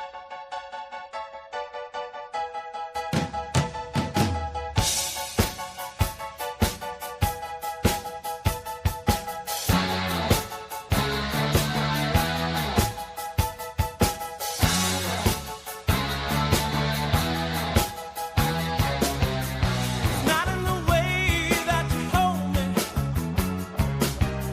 It's not in the way you say you care. It's not in the way you've been treating my friends. It's not in the way that you stayed till the end. It's not in the way you look or the things that you say that you do. For the lie, love isn't always on time. Whoa, whoa, whoa. For the lie, love isn't always on time. Whoa, whoa, whoa. It's not in the words that you told me, girl. Huh? It's not in the way you say goodbye. Ooh. It's not in the way that you came back to me. It's not in the way that your love set me free. It's not in the way you look or the things that you say that you do. For the lie, love isn't always on time. Whoa, whoa, whoa.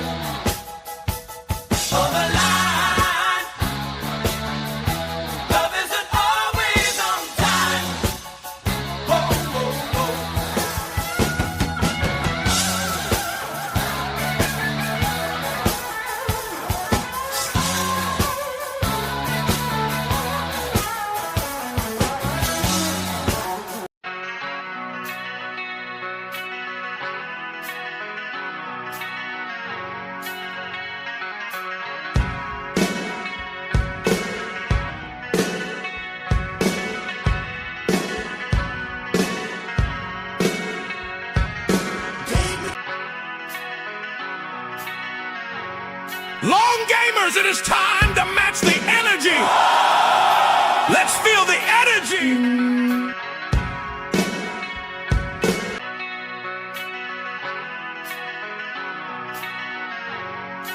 Long gamers, it is time to match the energy.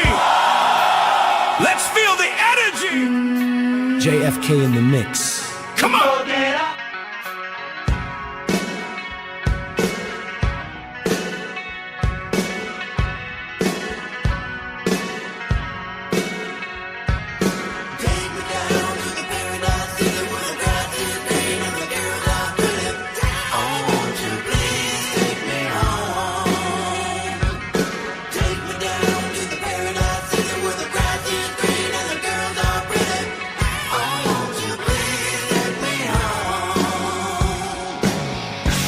Whoa.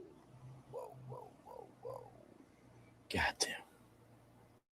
Ladies and gentlemen, that's our time. I hope you enjoyed. We'll see you guys next flight. You want to say anything in closing, Jay, bro?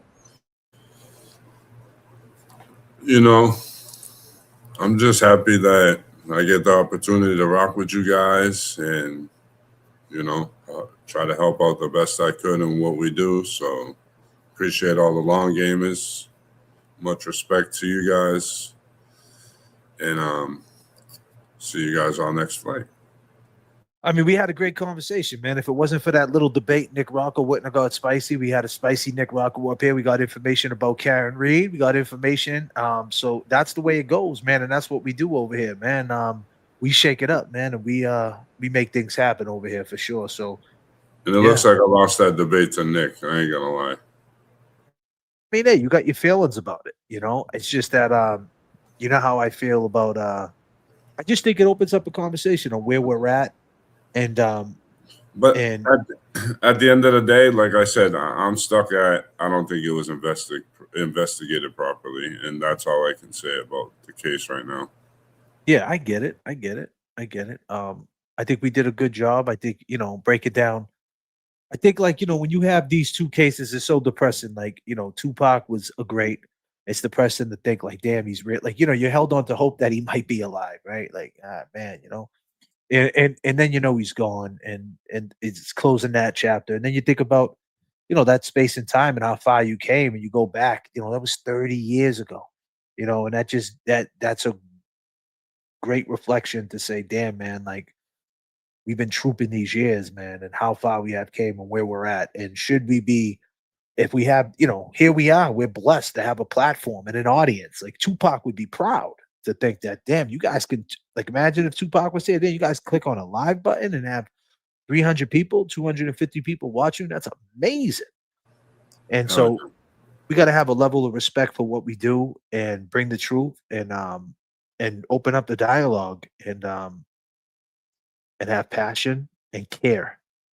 And I think that's what we do bring. In the end, I think we all care. So nothing's coming from a bad place. Kev, what do you want to say, my dude? Nothing. I think tonight's show was great. I mean, it was good having Nick Rocco up there, you know. You get a different voice, a different take on it. And, you know, I mean, there's still some more to come, you know. Until next time. I mean, just, you know, stay tuned. We're here for the people, you know. We break it down. We talk about it. Great show. Kev 781 on the Cash App. Kev 781 on the Cash App. Ping him up. That's Kev 781. Or go over and become a member to the Kev YouTube channel. Kev 781. Be part of the Kev crew. The Kev crew. My man right here, Jason Brillion, 1995, right? No, JM. What is it? Jason BM90. Jason BM90.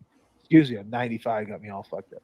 Jason BM90 on the Cash App. Jason BM90. Go ahead and ping him up right now and go subscribe. Where can they find you on your YouTube, sir? Tell them. Jason J Brillon 90 is my channel, and I know on my birthday I got 156, so I have to do a live. All right, so we got 156. Let's get that up to 180. Let's end I this was gonna stream. It's do my live. 250. I was gonna do my first live on my birthday, but I went through a few rough little issues during the day. So when I go live, I want to have a clear head. I don't want any drama. I don't want, I want it to be a good one, my first one. So I'm gonna have to do it with a clear head and just go from there. So very soon I will be doing a live. Make sure he's got 156. Let's get that up to 200. Let's get that up to 200. Let him wake Let's up in the go, morning and have people. 200. Yeah, come on, man. people. Spread Come on, the you guys word. could do it. Spread the word. Let's get it going. Tell a neighbor, go outside right now and scream it on your fucking porch. Let's go, people. And with that being said, I go by the name of J.F.K. I go by Kevy Kev. And I go by J Bro. We'll see you guys next flight. Peace and love. Peace and love, everybody. Stay safe, guys.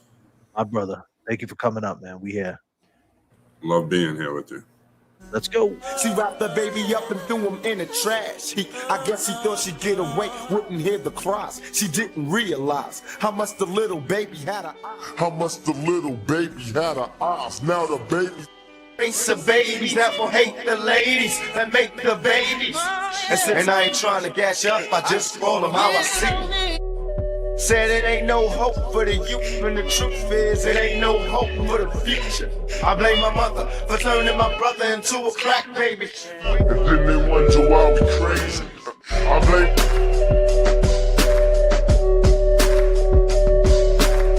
And then they wonder why we crazy.